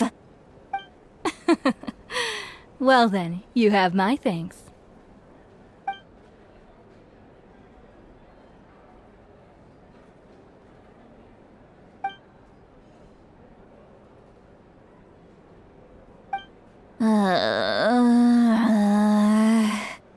Sitlali? Sitlali? Who's that? You got some gall calling me by my first name. Let me guess. You want to test your skills against Granny Eatsley, don't ya? Are you still with us, Sitlali? You're kinda talking to no one. You chumps come around here, picking fights with me? Well, you know what happens next. You lose, and then run off home to tell everyone about how I'm this big scary bully. It's always the same story. You brats start it, I finish it, and then I end up with the reputation of being some kind of terrible monster among the shamans. I mean, come on. Monster? Me? Really? What did I do to deserve that? Granny Sitlali, you're not a monster at all. Exactly. And while we're at it, I'm not some lazy slacker either. Between meditation, advising the chief, and speaking with the Wyab, I actually have a pretty packed schedule, you know. Oh yeah. And I have to mentor all the new kids. Hey, new kid. Yeah, you.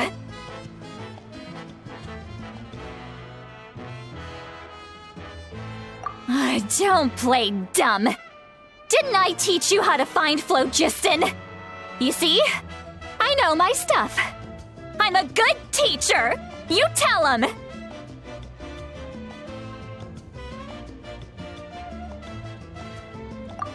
That's more like it. About dang time someone showed me a little respect. Yeah, Granny's a hard worker, all right. You can always rely on old Granny.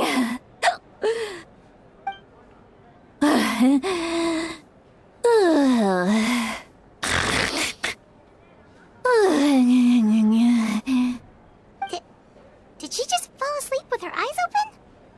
Oh, jeez. Behind this pitch-black curtain, a chapter of hatred reveals itself. Behind the smoke. The lingering smoke. She's meditating again. She does this whenever she's had a few too many drinks. Her mind's actually racing at this point. It's quite the opposite of sleep. Is this another specialty of the Masters of the Nightwind? No, I'd say it's an ability that's unique to Sitlali herself. While she can easily pick up everyone else's skills and tricks, few have been able to master hers. Warning, warning. Red, the color of danger, has now arisen within that pair of eyes. Huh?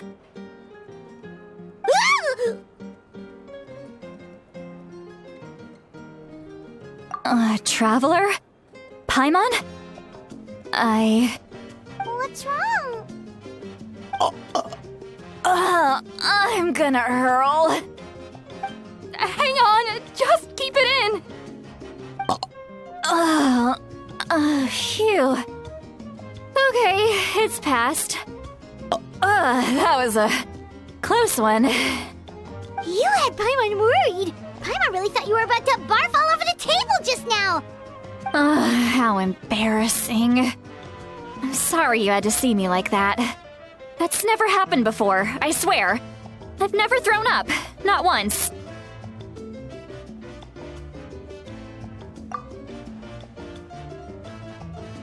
Are you feeling okay? Wanna take a quick walk and get some fresh air?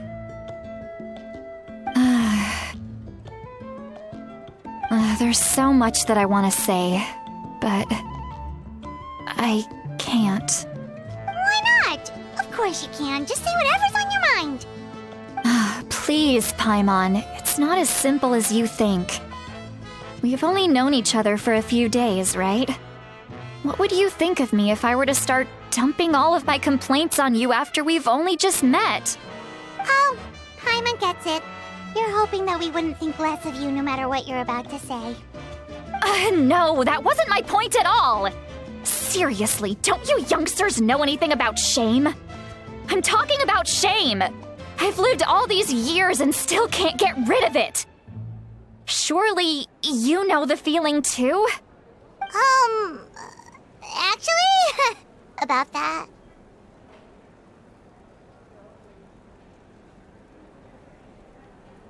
Huh? Tell me what? Yeah, this is as good a time as any.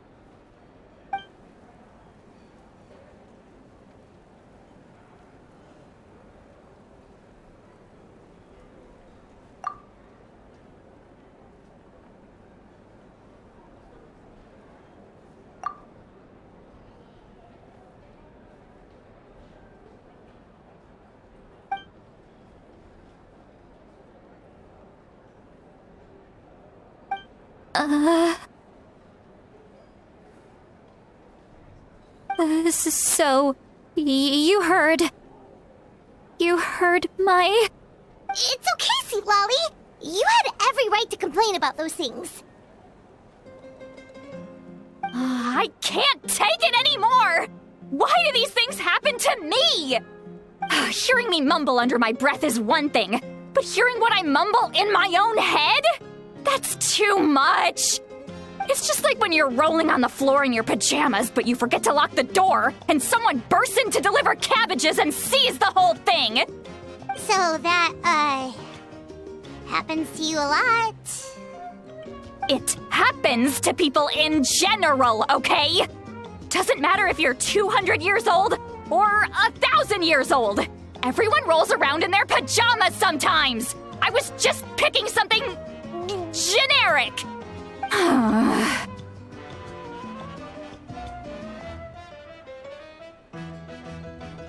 Take a walk with me. I have things to share with you. Looks like she's completely given up. Like those criminals who just confess everything and accept their fate.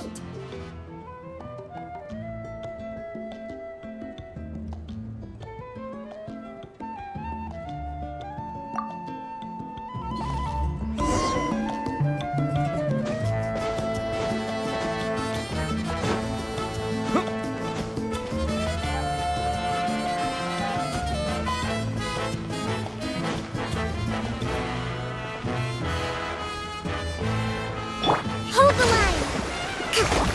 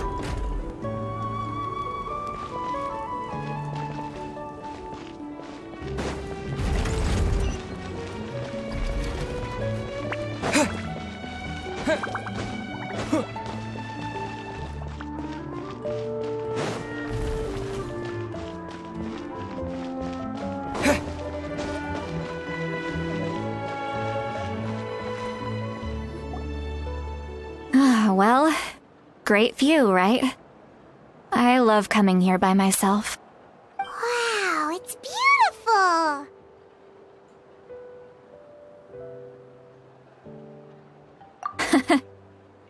You're making me want to cry. Oh no, what do we do? Please don't cry! I was an expression, okay? A figure of speech. I'm just... embarrassed. Here you are thanking me. Even after you helped me all this time. Let's just have a casual conversation. It's easiest that way. Really? You don't seem like the kind of person who keeps things casual. Well, I guess I used to be more of a stickler for the rules. And you're right, I don't usually open up to the people of my tribe like this. I'm just an eccentric old hag to them. That story's been passed down so long, it might as well be true. But you're just a regular person. The kids of my tribe would have a heart attack if they heard you say that. Granny Eatsley is a powerful figure. Be careful around her. That's what they'd say.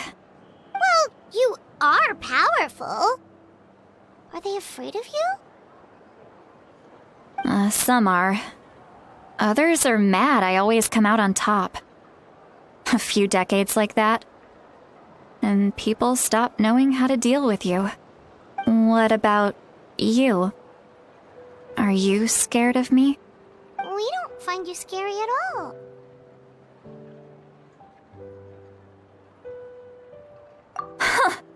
That's because you're not from my tribe.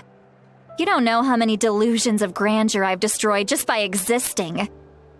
I make people realize that no matter how hard they work, they'll never become a living legend like me. Oh, not to brag or anything. Maybe it's hard to believe.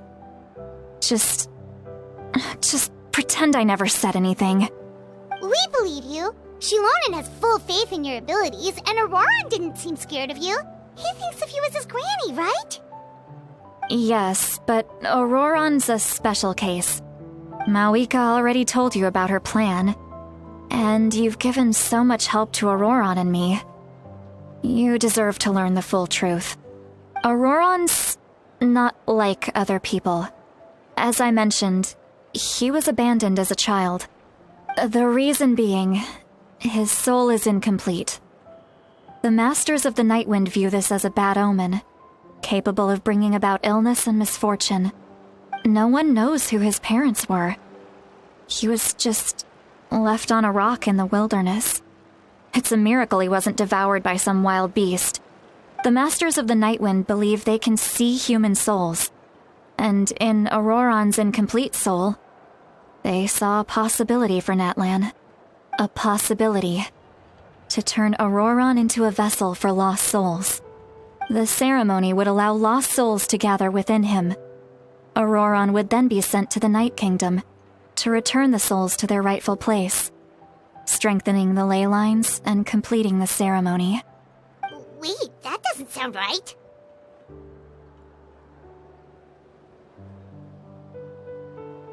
Now you see the problem.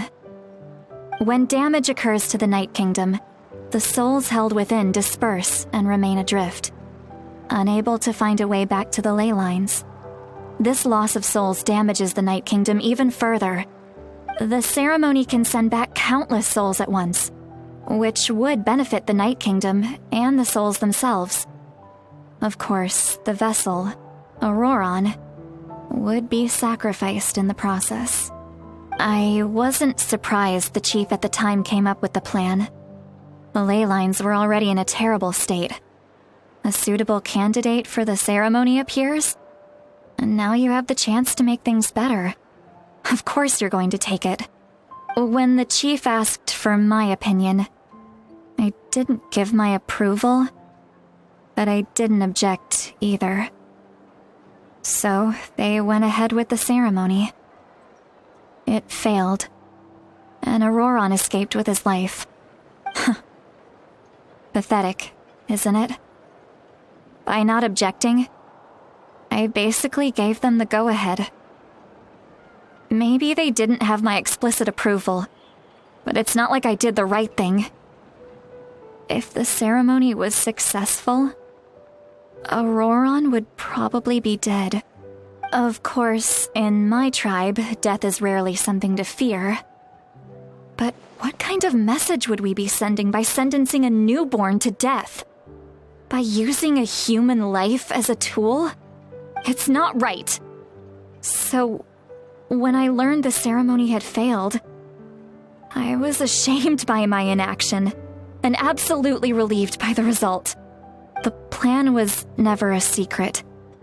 Or, I guess I should say, there was no point to keeping it a secret. A simple investigation from Auroron would reveal everything. Everyone thought he would be happy he survived, and he never really said anything to the contrary. But just as I was about to put all of it behind me, he asks this question. Would Natlan have been saved if the ceremony succeeded? Wait, but it's not his fault. He knows that, but he still feels guilty. Auroron has a strong ability to perceive souls, more than any of us. He understands just how dire the situation with ley lines has become. Maybe he chose to work with the Fatui because he still thinks he owes a debt to Natlan. I can only imagine what they told him. Traveler, didn't the captain say he found a way to solve the crisis? Maybe that's what brought Auroron into this. Anyway, we can't just let things go on like this. We have to convince him to come back!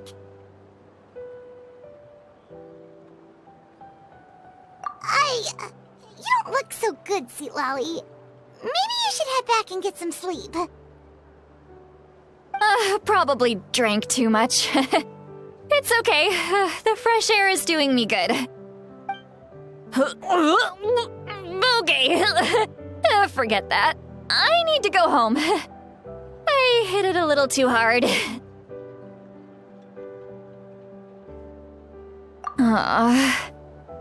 You've helped me so much already. How do I even begin to thank you? Hey, we're friends, aren't we? Besides, you already said you owe us a favor, so you don't need to worry about us.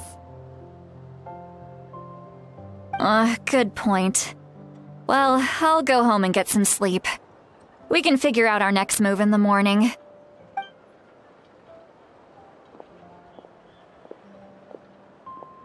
Friends.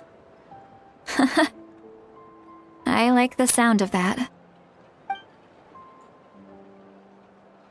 Auroron's probably back with the captain, don't you think?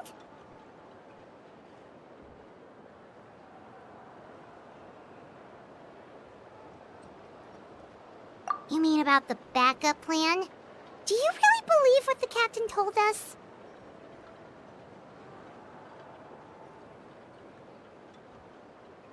Yeah, you're right. We should just go to her directly. But she's probably asleep. We can find her first thing in the morning. For now, let's... go to bed.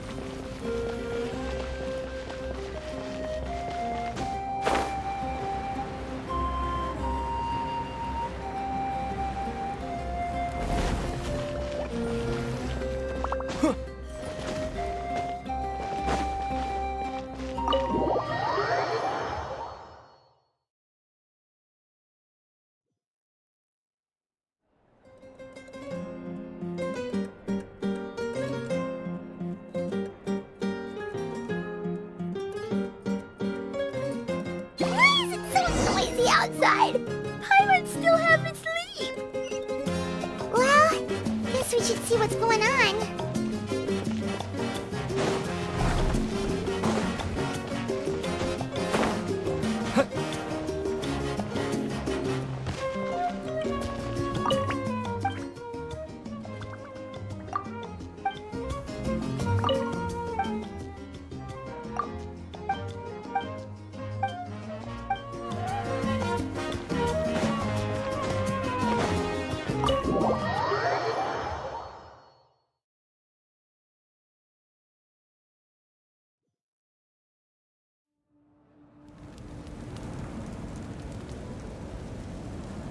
You're already here. I was just about to come get you. Wow, you're up early. That's impressive, especially after all the drinking last night. Let's not bring up last night. I'm embarrassed about the whole thing. Anyway, I was also woken up by the commotion. Looks like all the warriors from the stadium are on the move. I heard many areas have been attacked by the Abyss, including the Masters of the Nightwind. I need to head back right away. The Abyss attacked again? Are you sure you can handle it on your own? Do you need our help? I'll be fine. We also have the support of the warriors stationed at the various outposts. Given the quick response, things shouldn't get too serious. The stadium could always use more manpower, so you should join the forces here. I'm done making excuses for him. He's not a child anymore. He needs to take responsibility for his actions. I was the one who vouched for him, so I need to report back to the Speaker's chamber. I'll accept however they choose to handle the situation. But I should be able to convince them to let me go back to my tribe first to deal with the attack. As for the ancient name, once we handle this crisis, I'll talk to Shilonen right away. Don't worry, I never forget a promise to a friend. Thank you. All right, I need to start heading back. She left in a hurry. The situation must be really serious.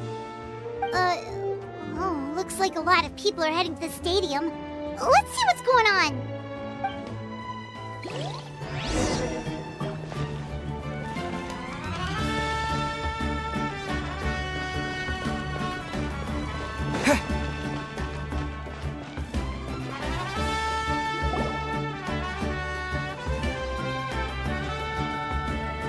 Traveler, over here!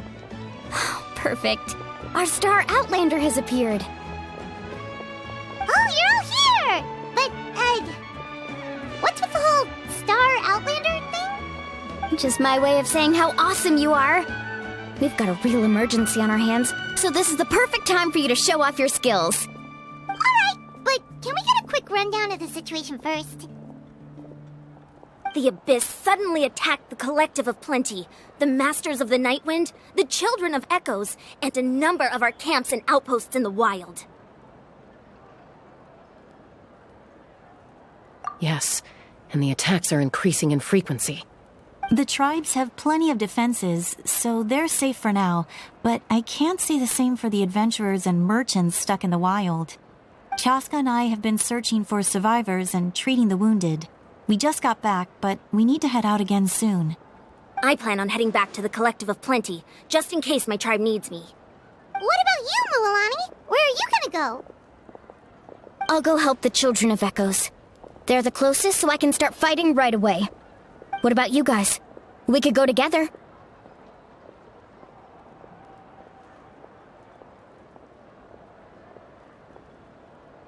Yeah, that does sound important. No worries. Just leave the Children of Echoes to us. Who knows? Maybe yours truly will have the Abyss on the run by the time you're finished. That would be pretty great, actually. I hope my tribe gets through okay. It'll be fine. Your tribe doesn't do all that bodybuilding for nothing. Let's part ways here for now. And most importantly, be careful, everyone. Oh, and some of us need to avoid getting contaminated by dangerous-looking substances. That will make my job a lot easier. Koichi, do we really have to do this now? It's alright. She's just looking looking out for everyone. Alright, let's hurry up and talk to the Pyro Archon so we can help the others.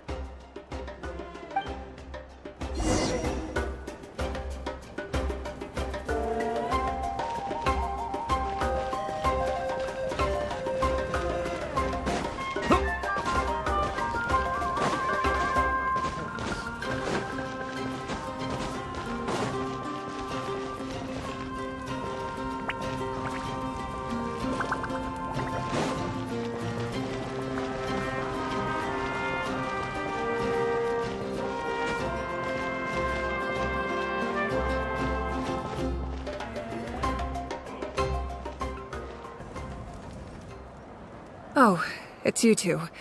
As you can see, things are not looking good right now. People across Natlan are in danger. Look, I'm very interested in your recent adventures, but this is not a good time, so we'll have to keep our conversation short. That's alright, we're also in a hurry. We're gonna go help the Children of Echoes after this. What?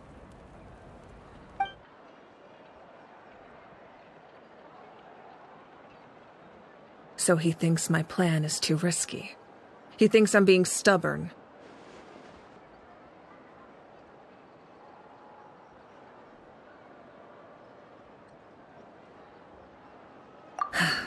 I shouldn't underestimate the Fatui's ability to gather intelligence.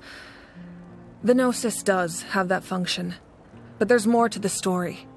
I will answer you honestly, but you must help me keep this a secret.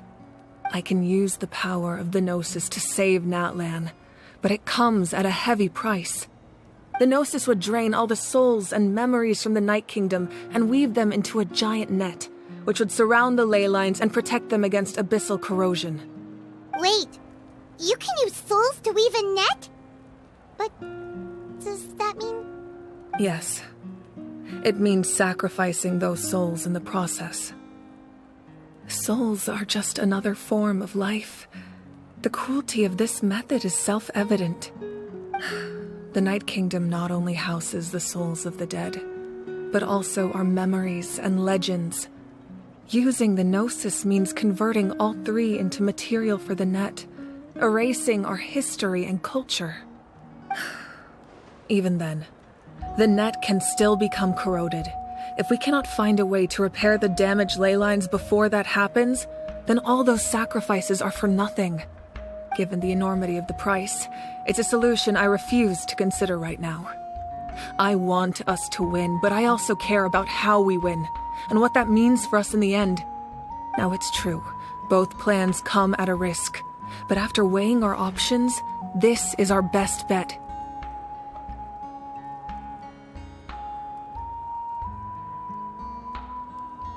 Natlan is unique among the nations of Teyvat. Given the ever-looming threat of the Abyss, the Pyro Archons had to account for the worst-case scenario. Having a contingency plan is our duty, not just to the people of Natlan, but to all who live on this continent. Still, this has always been a well-kept secret. I'm very curious how the captain learned this information. Oh, one more thing? The captain said he found another way to solve the problem. Could be equally as extreme, though. Without the Gnosis, he should have no other option. But I see no reason for him to lie. Seems like our only path forward is to track him down, so he can answer that question for us.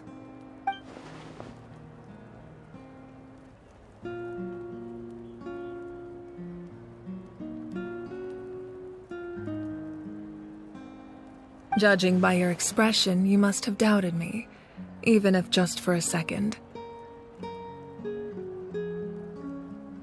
Not even a little! We would never... Wait, what are you talking about, Traveler?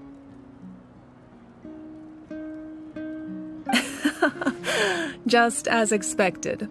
I appreciate your sincerity. Maybe it was out of caution, anxiety, or simple curiosity, but know this. No matter what, our goal remains the same. We both want to save the people of this land. So now that you have your answer, do you still doubt me?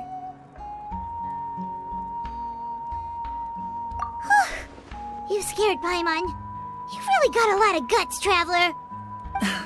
That's a good thing. Oh, and feel free to call me Mawika. It's what all my friends call me, and I like it that way. As for the captain, the intelligence officers we assigned to the Fatui should be back soon. We'll get our answer then. That's great! Sounds like we just have to wait a little longer.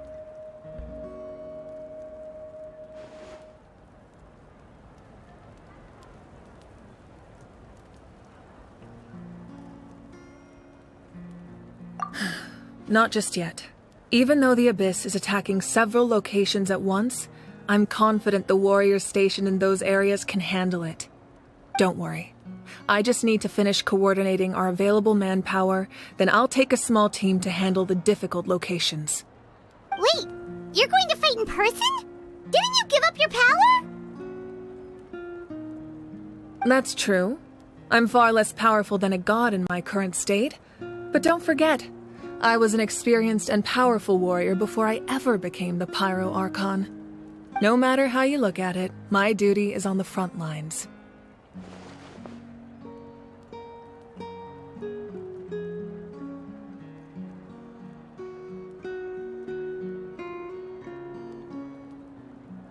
Oh, now you doubt my strength. That hurts, Traveler.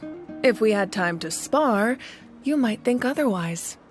Anyway, even if we respond to these threats in time, it's not a permanent solution in the long run.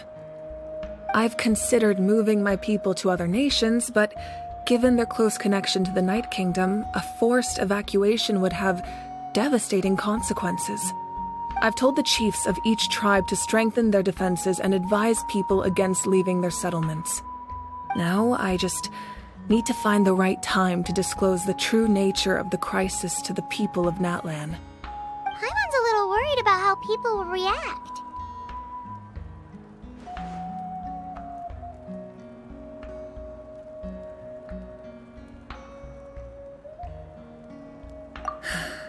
Yes, but that won't be the only response. In any case, that's for me to worry about. I'll let you know when we have more information on the captain. Alright, we should head out. Maybe we can join up with Milani. She can't be too far ahead.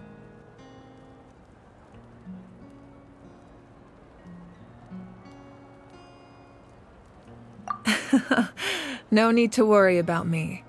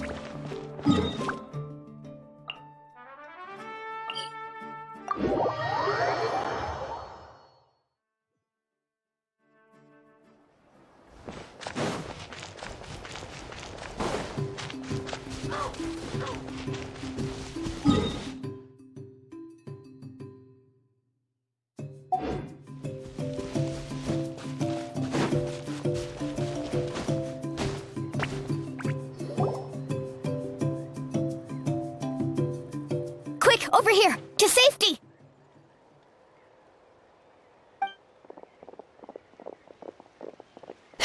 Kachina, how many people do you have left?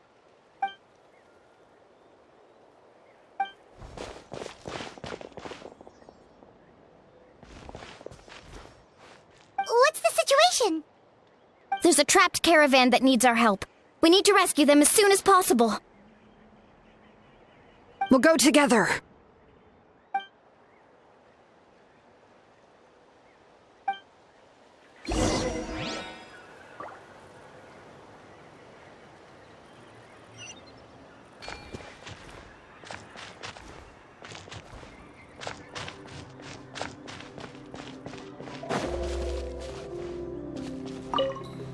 Thank you so much for lending us a hand. I'm so glad no one got hurt.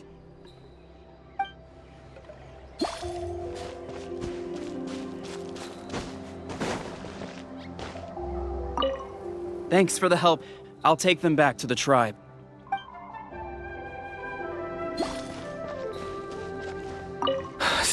Thank goodness Shilonen showed up. That was a close one. You can say that again. I can't believe this happened. I didn't expect Kachina to save us. She's really coming into her own.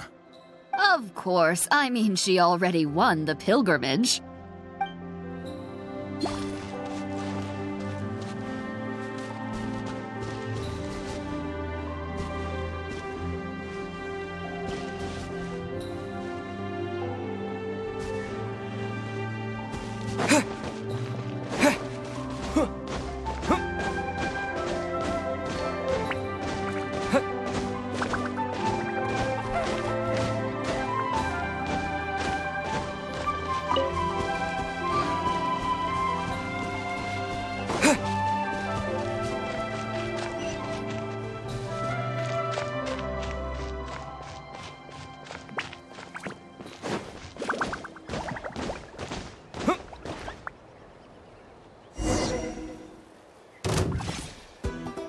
Stay safe. We've got this.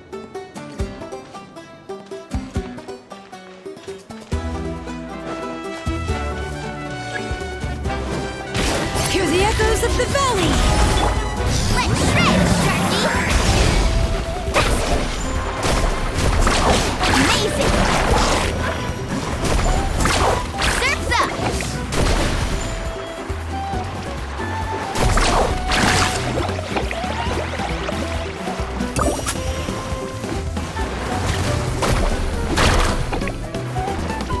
Right here!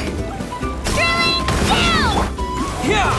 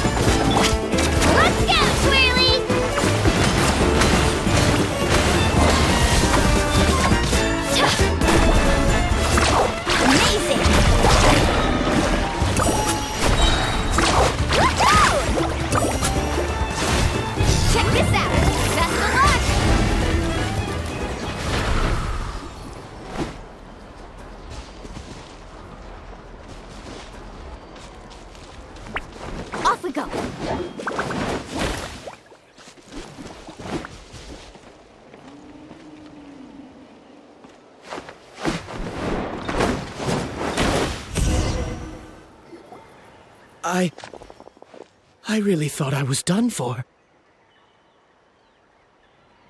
I can't thank you enough. Don't worry about it. We're just glad you're okay. Let's see.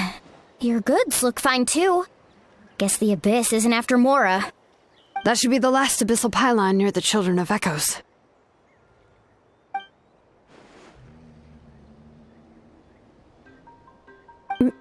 By the way, where's Lolly? I thought she would come with you. The Masters of the Nightwind also got attacked, so she went back to help her tribe. She said we can deal with the ancient name later. That makes sense. The attacks are more urgent. Alright, this isn't a good place to talk. Let's head back to the tribe.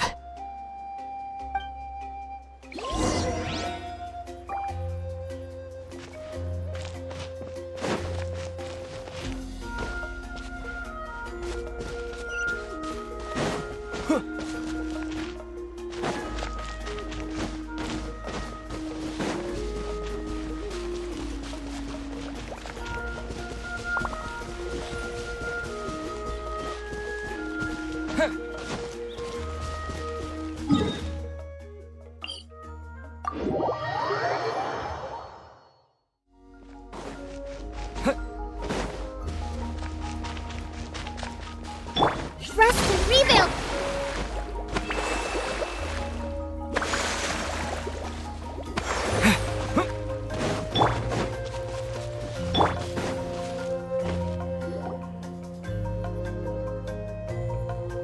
Looks like a few people were hurt after all. Oh, I should have got here sooner.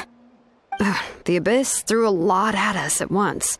I rushed out as soon as I heard the alarm, and there were already so many monsters. Before long, Kachina brought over a whole group of warriors, and just like that, we destroyed several pylons as a team.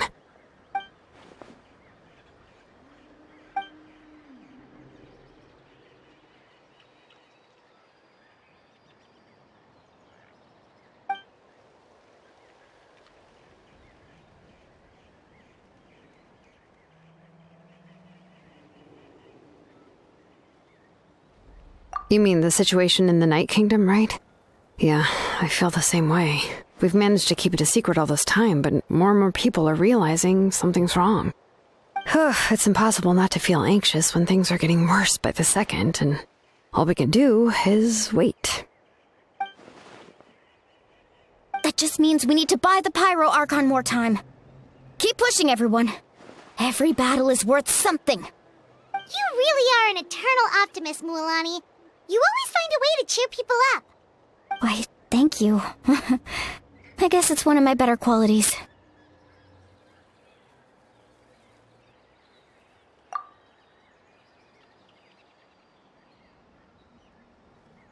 So, specifics aside, the Pyro Archon confirmed the Gnosis can resolve the crisis, but it comes at a huge price. And somehow the captain finds out about it, goes to fight the Pyro Archon, and calls her out for having a solution but refusing to use it. Honestly, if he has the same information as us, I can't really blame him.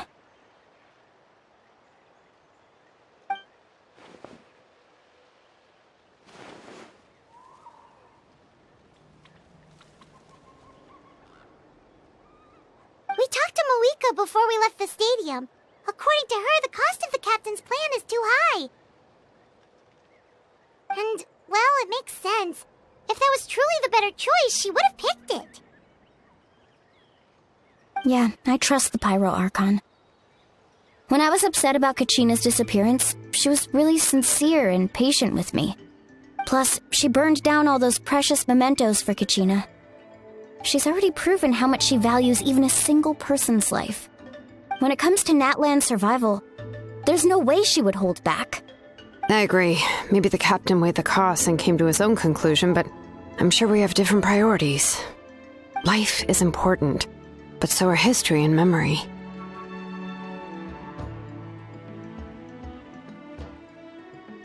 As the Archon, she can't tell us everything, but it seemed like she wasn't holding anything back this time.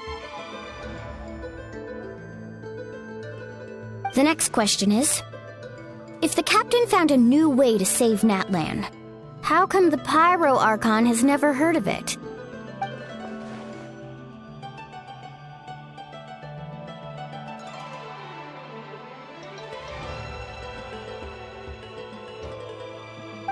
This is all super confusing.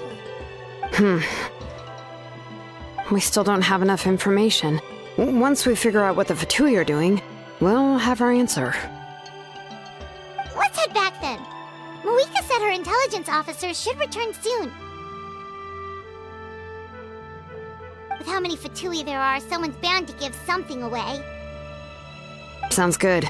I have a few theories of my own. With a bit more information, we just might get to the bottom of the whole thing.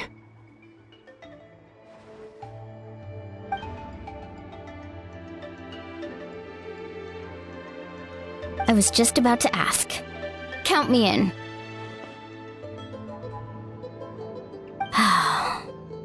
If I was just a bit faster, we could have prevented a few people from getting hurt. People who could help us in the next battle. It's all a chain reaction.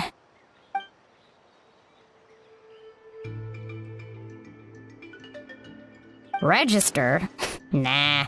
I'll just follow you around. You know, go where you go, do what you do.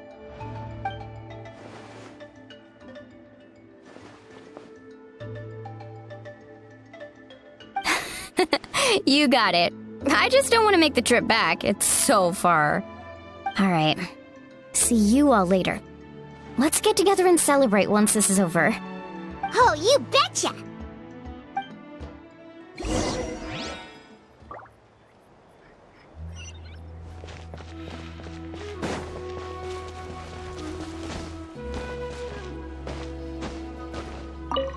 Thanks for the help. I'll take them back to the tribe.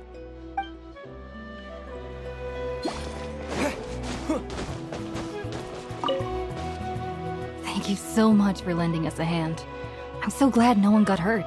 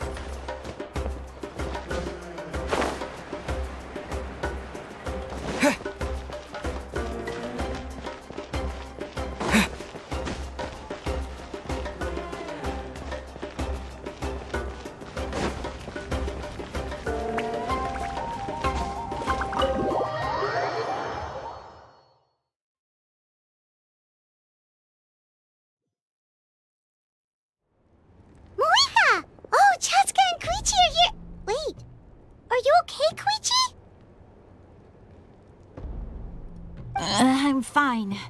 No need to worry. They ran into the Fatui while out on a mission and decided to follow them. The Fatui?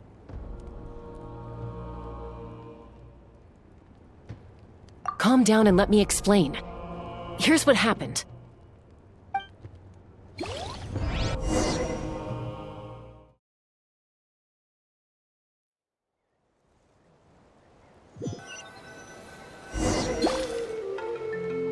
Watch out.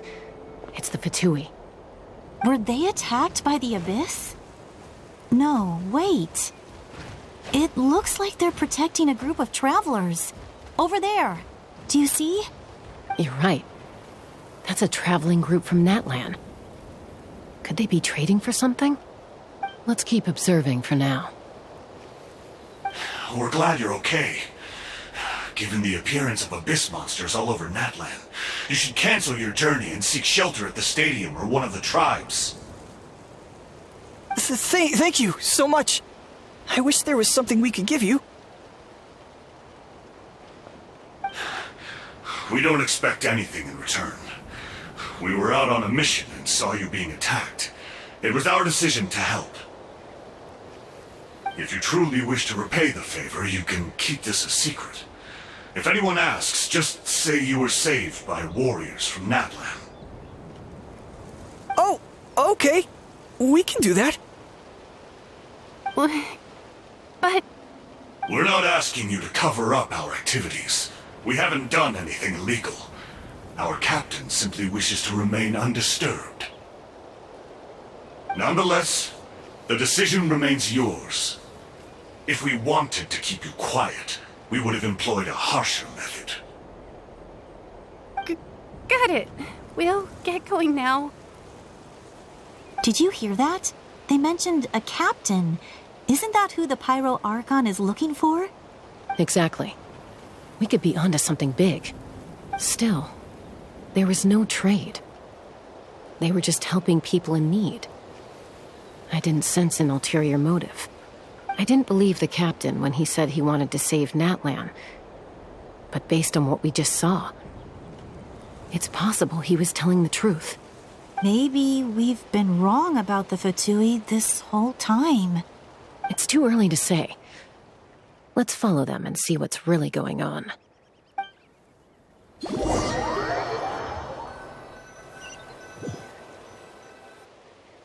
So this is where they were headed. Looks tricky. It's heavily guarded on all sides.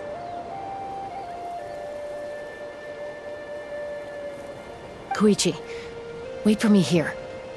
I'll go in and check it out. Oh, no you don't.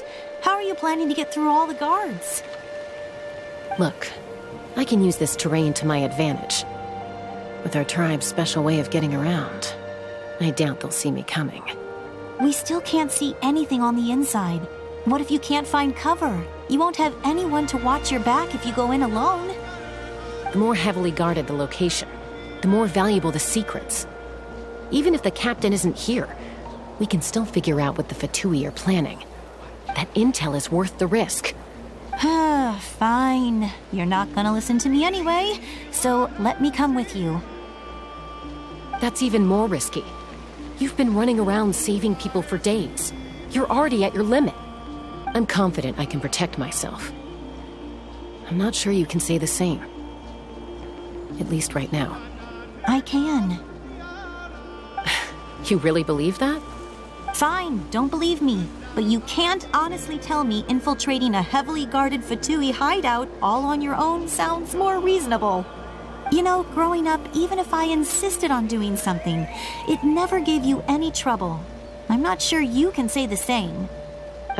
All right. If we start arguing, this will never end. We can't let this opportunity go to waste.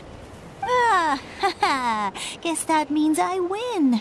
Don't worry, you're not the only capable young person from our tribe. I can handle this. All right, same plan as usual. We split up, communicate with hand signals, make sure our blind spots are covered, and support each other once we strike. Got your ropes? Yeah, let's go.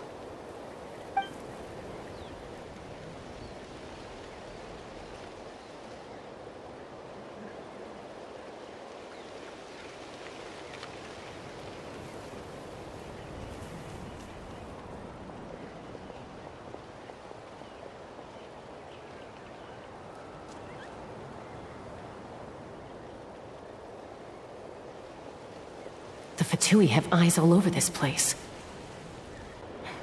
I should wait for Koichi's signal.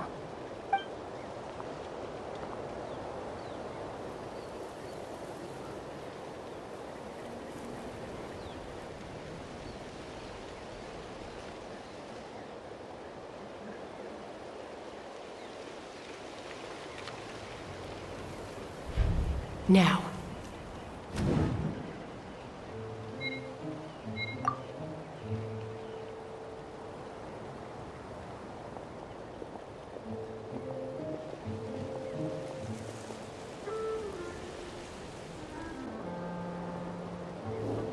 Not sure how many chances I'm gonna get. I need to act.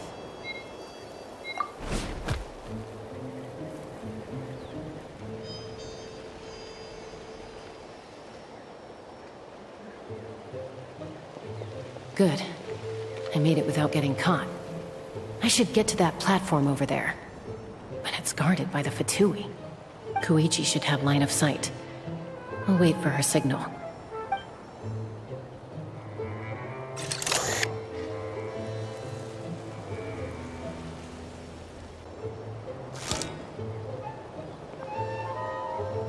That's it. Now's my chance.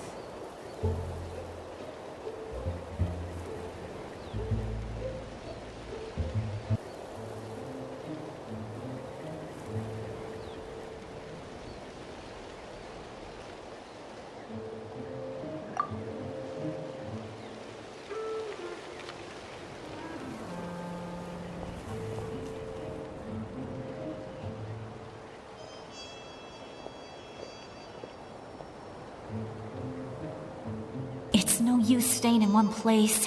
I should keep moving. Looks like Chaska is helping me by keeping an eye on the Fatui movements. I'll wait for her signal.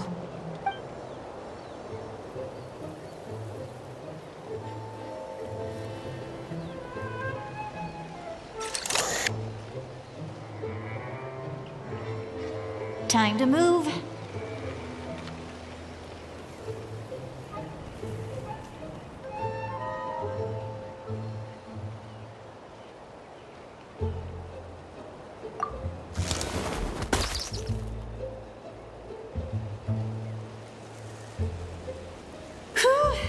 That was close.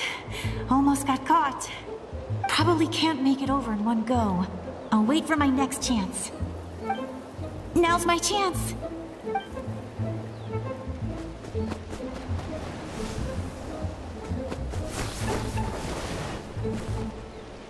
I made it! That'll show my sister. Let's see. The Fatui's occupying all the best locations. If we could just get past them somehow.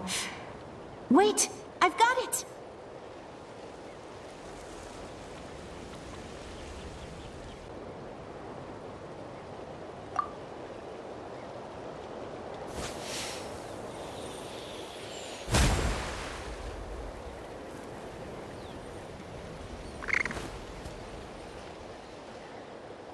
Huh?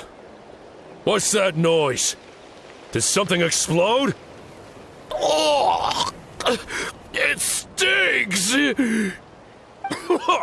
What the heck is that? What do you think you're doing? I could ask you the same thing! Good, they're arguing. Looks like they just needed an excuse. They've probably had enough of this job already. The people on the hill over there left to help their comrades. This is our chance.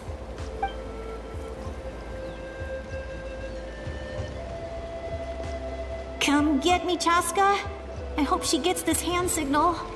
That's Koichi's signal. Smart idea. Alright, time to move. Give me your hand, quick. Coming!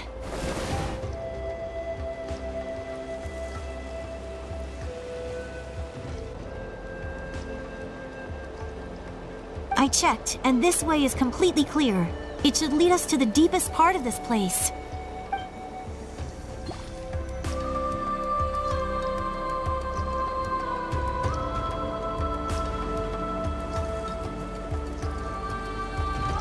Well, I was pretty helpful, right? You know, everyone usually jumps at the chance to work with me. Not my own sister, though. No, she avoids me like her life depends on it. I was wrong, Koichi. You've done well. Wait, you're just gonna admit it? Now I look like the mean one. Let's focus on the task at hand. We're in the heart of enemy territory. The more time we waste, the more dangerous this becomes. All right. If you're not gonna take the bait, then I'll drop it. Looks like the Fatui are here to dig something up. I'm surprised they mobilized this many people. I doubt it's because they're interested in our culture and history. It seems like they're looking for a dragon relic called the Source Mechanism. The device is ancient. Barely any information survives to this day. And even people from Natlan don't know how to use it. Why would this be the Fatui's target? Not bad. Looks like it's in good shape. This should be where our Lord's looking for. Took us long enough. Come on, let's get this thing back. Back? Back where? Should we keep following? You really want to keep going? Of course. We make a good team, don't you think? No reason to stop now. What was that sound? Uh-oh. We've been spotted. Time to go. Falling rock incoming! Watch out for your gadget! What? You'll regret that! After them!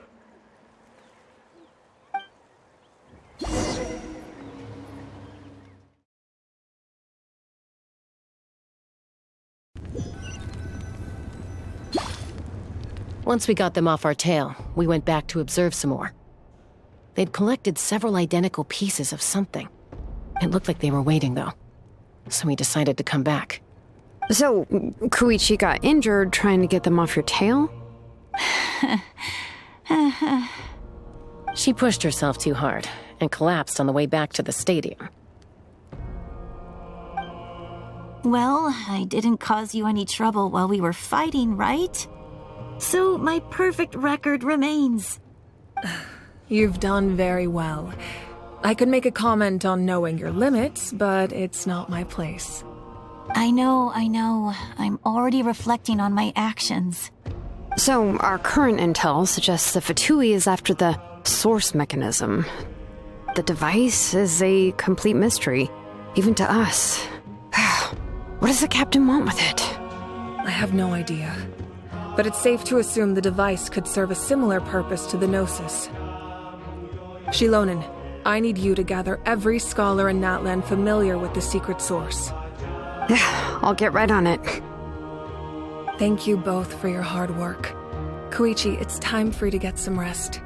Oh, and there are gifts from your patients waiting at the speaker's chamber. I've prepared a small gift of my own as a token of gratitude. I'll send it to your home along with the others. My patients. That's so nice of them. Guess that means I'm doing something right. You don't need to give us anything, Archon. We were just doing our duty for Natlan. I should take Koichi home now. Well, if Koichi doesn't want her favorite Saurus crackers, then... I accept.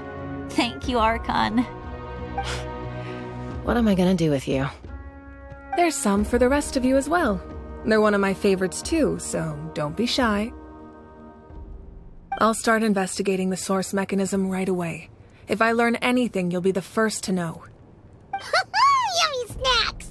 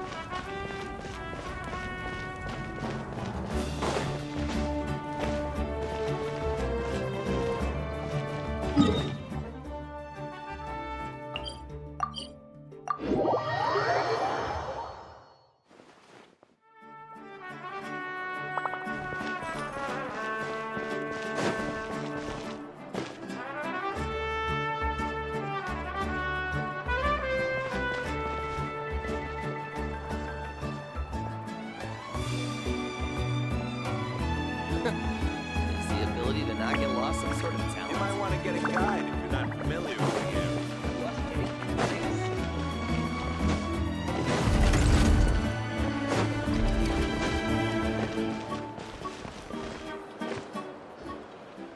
What's next for you two? I'm taking Koichi home. With our parents there to keep an eye on her, I can make sure she actually rests. Hey, it's not like I'm some kind of prisoner.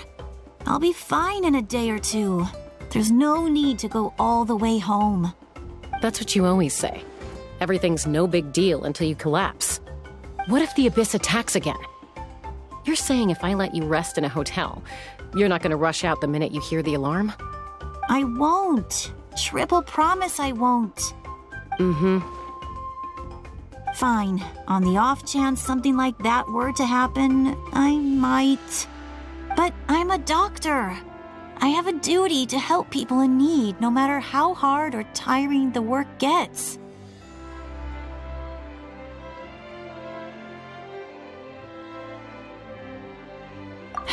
I guess you're right. But I don't have to like it. This reminds Paimon of when we first met. Except you were the one trying to stop Chaska from doing something dangerous. I'd do the same for anyone trying to put their life in danger. As a doctor, I don't want people to get hurt because of a rash decision. Then try to see things from my perspective. You clearly want to protect your patients. So can't you understand why your own sister would feel the same way about you? The two of you are the same, you know? I disagree. I understand the risks and costs of my decisions. Who wants to be like her? Overconfident, always making excuses when things go wrong. That's just not true. You think I don't have proof? Okay, don't get into another fight. Just pretend Paimon never said anything. Don't worry, Paimon. You didn't do anything wrong. Arguing is just how we communicate. Neither of us really takes it to heart. Plus, I guess we are similar in some ways. Maybe I rush into things without thinking, but I learned that from her. We're family. I can't help it if my older sister is a bad influence. Okay, you don't have to put it that way. So, you're all good now?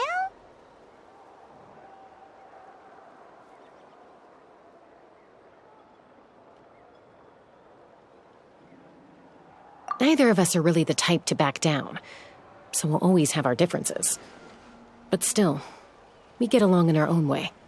Plus, I know you'll wake up one day and realize I was right all along.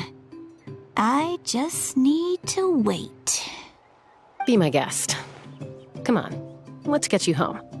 See you later, Traveler and Paimon. I'll be back once everything's settled at home.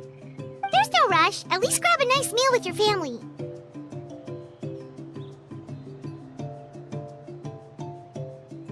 Bye, you two. Take care of yourselves out there. Those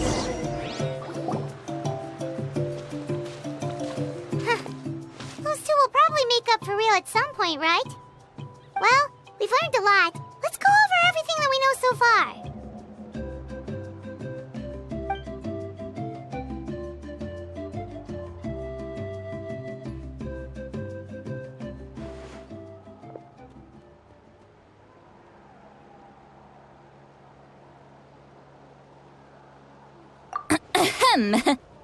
Sorry for popping up out of nowhere. Again. Why do you look so awkward? Oh, is there something you need from us? Okay, I won't beat around the bush. Oh, and I'm sorry for interrupting your rest. I'll treat you to some charcoal grilled steak to make up for it. Awesome! Just give us your orders! Hey, friends don't order each other around. I'm just here to share some news. Remember what we talked about before parting ways? Oh yeah, you mentioned how Auroron has always wanted to save Natlan, and something about his soul being fragmented. Paimon and the Traveler discussed it after you left, and we think Auroron is probably back with the captain. What do you think? I agree with your hypothesis. And just now, I confirmed it myself. Auroron came back. He helped the Masters of the Nightwind defend our camp. What? He came back?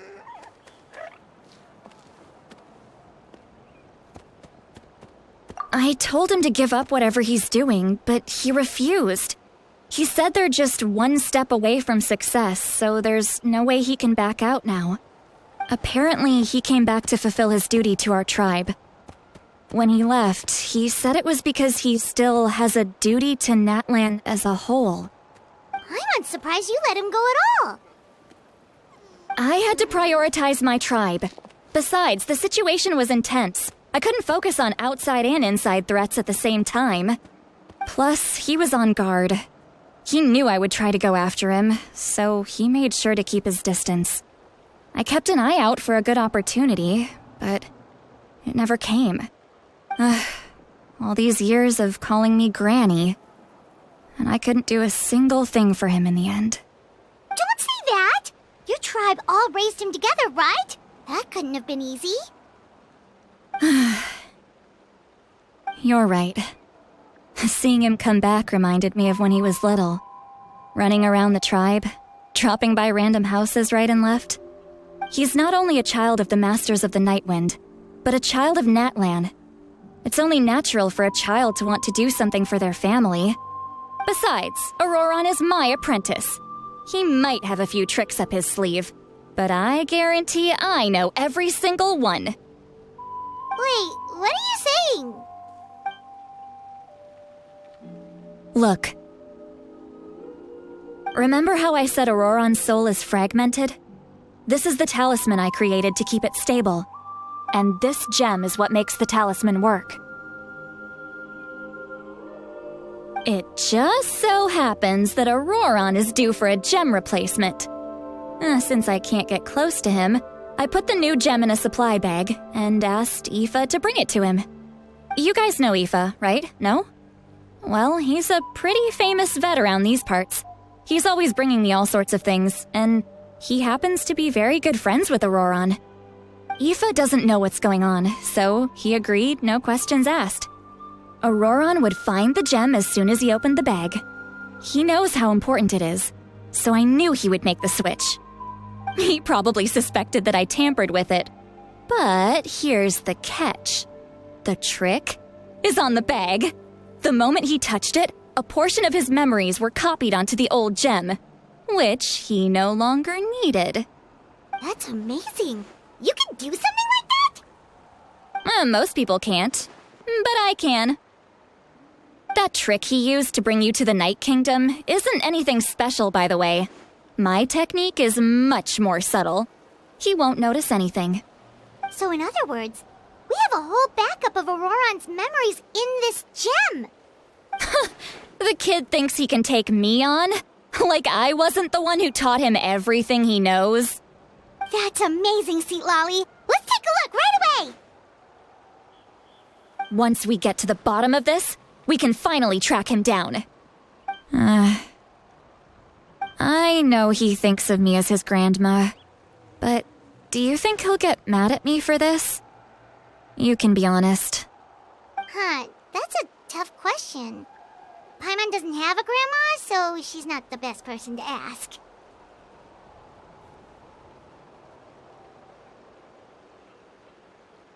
To be honest, I've always doubted my ability to look after him. I didn't stop the ceremony all those years ago, and now I'm useless again. But if I stop here, it will haunt me until I'm 500 years old. Every night I'll wake up in a fit of anger.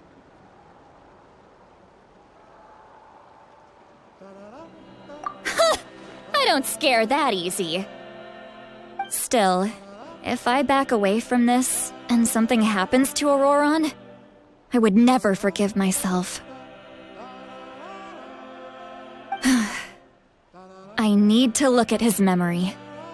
Even if he resents me, refuses to see me, or runs away for good, I don't care, and I won't blame him. A family does whatever it takes to protect their own. You sure you'll be okay? We can come with you if you want. Did you just say you'll come with me? Is that okay? We have a pretty good reason to see it too, don't we? Because, right, we need leads on the Fatui.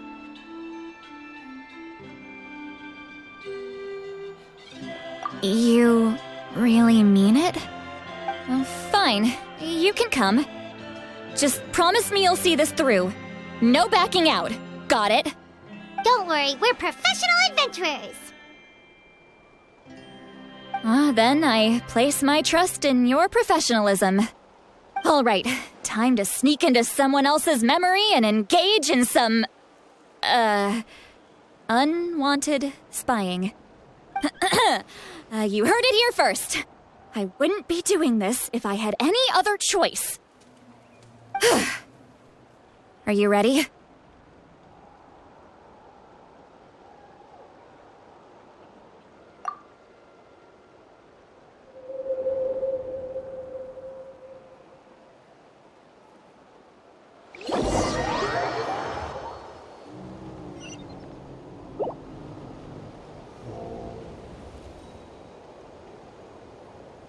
Look how good you're doing. You'll grow into nice big radishes in the future. And you? Aoife says you're taking up too much space, but I think you're a good tree. What do you think? Hey! How's it going, Auroron? Good. How are you, Uncle Okanbi? Can't complain. What you up to? Naming your vegetables again? No, just some idle conversation. Sounds fascinating. What did they say? They told me you were coming and that you would take some produce with you. Only if you're offering. By the way, I ran into Aoife yesterday. He told me Chaska's fostering a saurian at his place. Said the thing trampled over a part of your radish garden. I hope you two didn't get into a huge fight. No, don't worry. I'll find a way for him to make it up to me. I've already wrapped your share of the produce. Here you go. You really knew I was coming. That's pretty amazing. Light up the smoke and you can see the path through the shadows. That's what everyone says.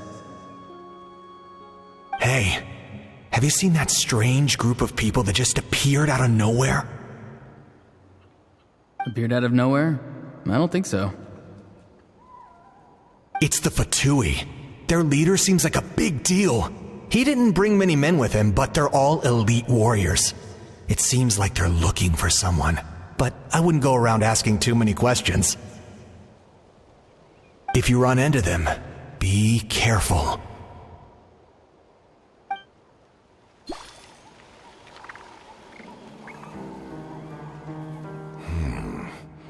You're from the Masters of the Nightwind, are you not? Why do you live here alone? I enjoy living by myself out in the wild. I guess you're from the Fatui, the one everyone's calling a big deal. Not an inaccurate description. I'm looking for someone who may be known to you. Citlali is her name.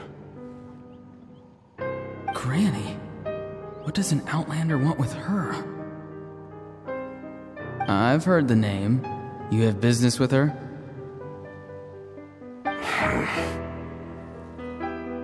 There's no point to further questioning if you insist on hiding things from me. I shall seek answers elsewhere. Oh, he could tell I was lying and now he's leaving? He gave up just like that? Hey! At least tell me why you're looking for Citlali. It's none of your concern. I have my own means of tracking her down.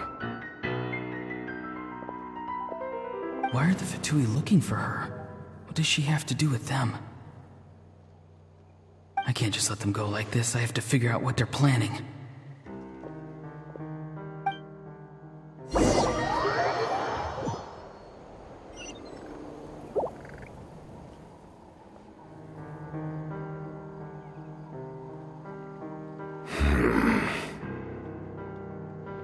I've just been studying the ley lines and asking for leads on Granny. I can definitely rule out some sort of invasion. The situation has seen no true improvement. The Pyro Archon did not fulfill her promise. My lord! Ignore him. He is no threat.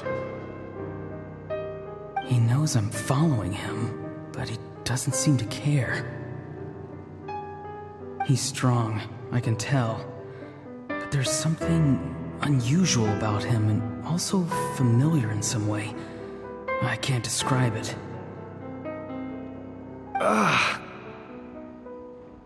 What is it?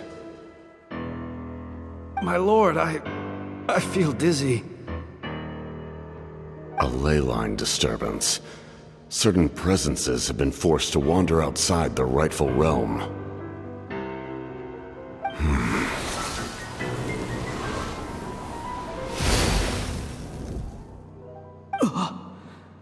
That was a spell from the Masters of the Nightwind.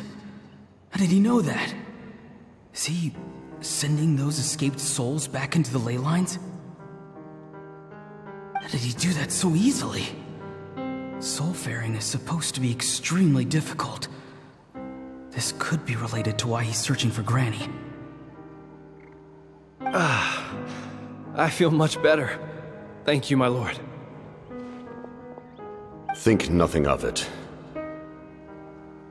Stay vigilant, and continue to gather information. The Abyss could attack at any moment. If you notice any irregularities, assume drill formation and be prepared to fight. However, there's no reason to over-engage. Information is our first priority. Yes, sir. Why are the Fatui fighting against the Abyss? Do they really mean us no harm?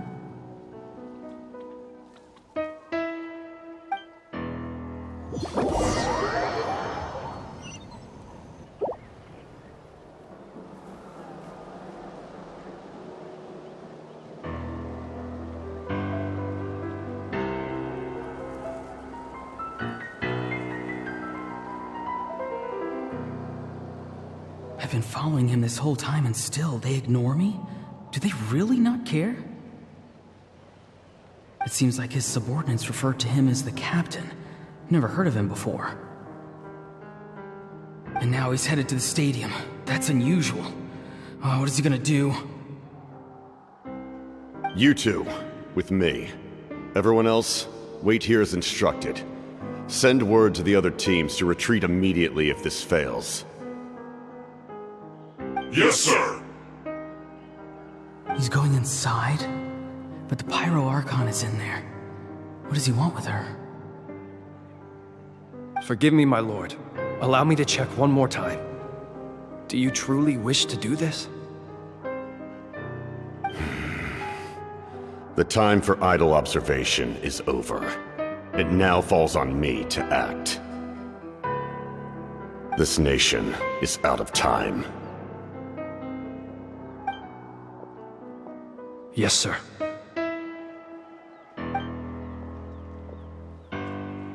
He just walked straight into the stadium. What is he gonna do?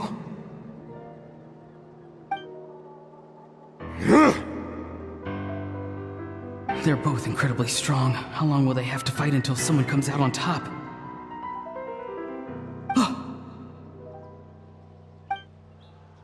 Wait, this feeling. Just like the other day near the ley lines, it's faint, like a soul's trying to escape. Where is it coming from? Is that why he's looking for Granny? If he dies here, then all clues will be lost. I can't let that happen.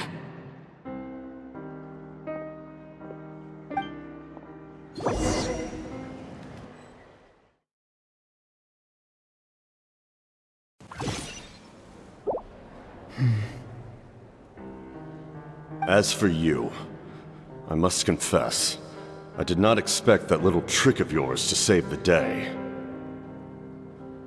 No matter how dense the fog, as long as the sun remains, we cannot turn day into night. She could have dispelled it. She simply chose not to. You don't have much time, and you're injured on top of that. What do you plan to do next? I'm beginning to see just how useful you may turn out to be. You heard something from here, didn't you?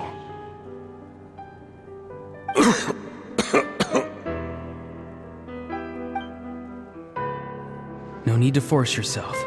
I've never seen anyone match the Pyro Archon in battle before. I didn't expect you to intervene at such a critical moment. You know I've been following you. Why didn't you stop me? When walking in the forest, it is only natural to encounter wild beasts. However, not every beast has the courage to come out and bite. And yet, one of those very beasts saved your life.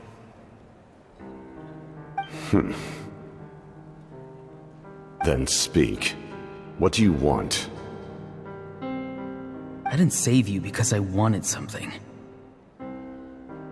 My soul is more perceptive than others. I can sense that the ley lines are extremely weak. I don't know what the Pyro Archon is planning. Can she really save us? The questions you asked her just now, well, I've had very similar doubts. So I felt like I had to help you.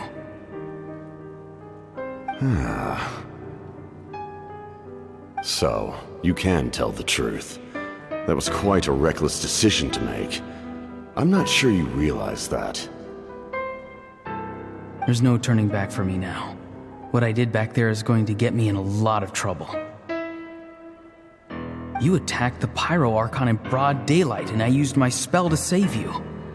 A single glance was likely all it took for her to recognize my tribe. So, we're in the same boat. Seem to care little for my thoughts on the matter. It's too late for that.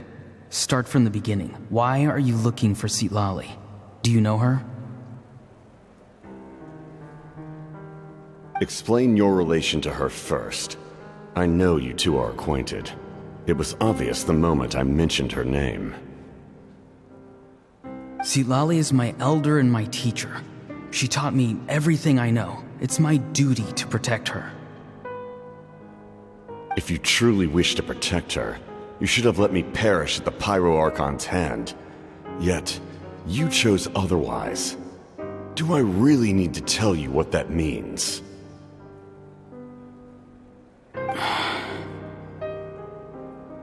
I want to do something to change Natlan for the better. Something I can accomplish with my own two hands. You're stranger than anyone I've ever met. But maybe, just maybe, you can show me the way. Strange? Citlali is said to be the legendary Granny Eastly, someone capable of communicating with the Wyab, and the Wyab are the key to information on the Night Kingdom. Why do you need knowledge on the Night Kingdom? That is not something you need to know. Don't forget, I saved your life. Do you not believe the Fatui capable of betraying a debt? People can lie, but souls cannot. I can tell there's a weight to your soul, a sense of justice. You may not live among your tribe, but you certainly know their tricks. I apologize for my rash judgment. You are more capable than I imagined. Let's go. We'll see if you have what it takes to join my plan.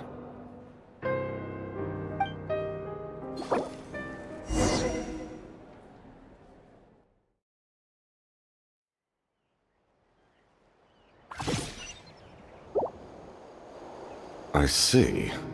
Interesting approach. Worth trying, I think. Rather than weaving a net to protect the ley lines, this method would address the root problem by reconstructing the ley lines themselves.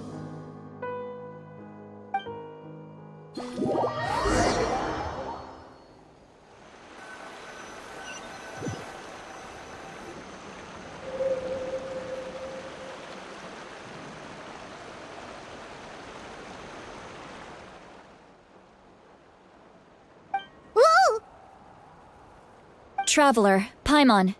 Are you two alright? Paimon's fine, just, a little dizzy.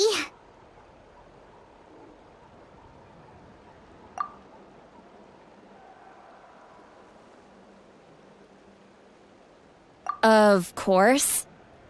I'm so mad at him. After everything, he still can't let go of the past.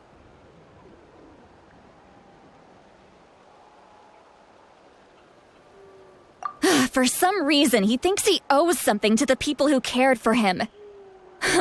Stubborn, self-righteous fool. Where's that gonna get him? Now that he's all grown up, he thinks no one can tell him what to do?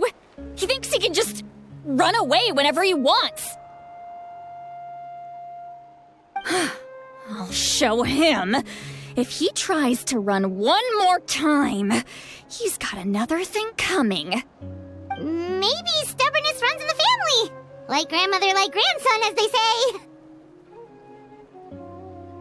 Is that supposed to be a compliment? That kid's got nothing on me. Anyway, back to what we just saw. I don't even know what to make of it. Yeah, the captain seriously wants to reconstruct the ley lines?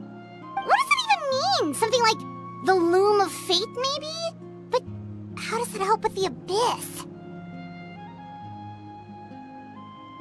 The loom of fate? It's kind of hard to explain. Basically, it's a device from Conrio that has unbelievable power. Anyway, if he really wants to manipulate the ley lines, everyone in Natlan will be affected. Oh, this is big.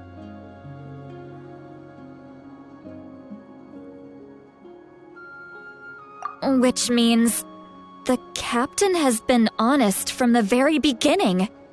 Auroron's memory proves that. Why is he so obsessed with saving Natlan? Oh, we've got to tell Moeka about this right away. Yes, she needs to know about this. Now.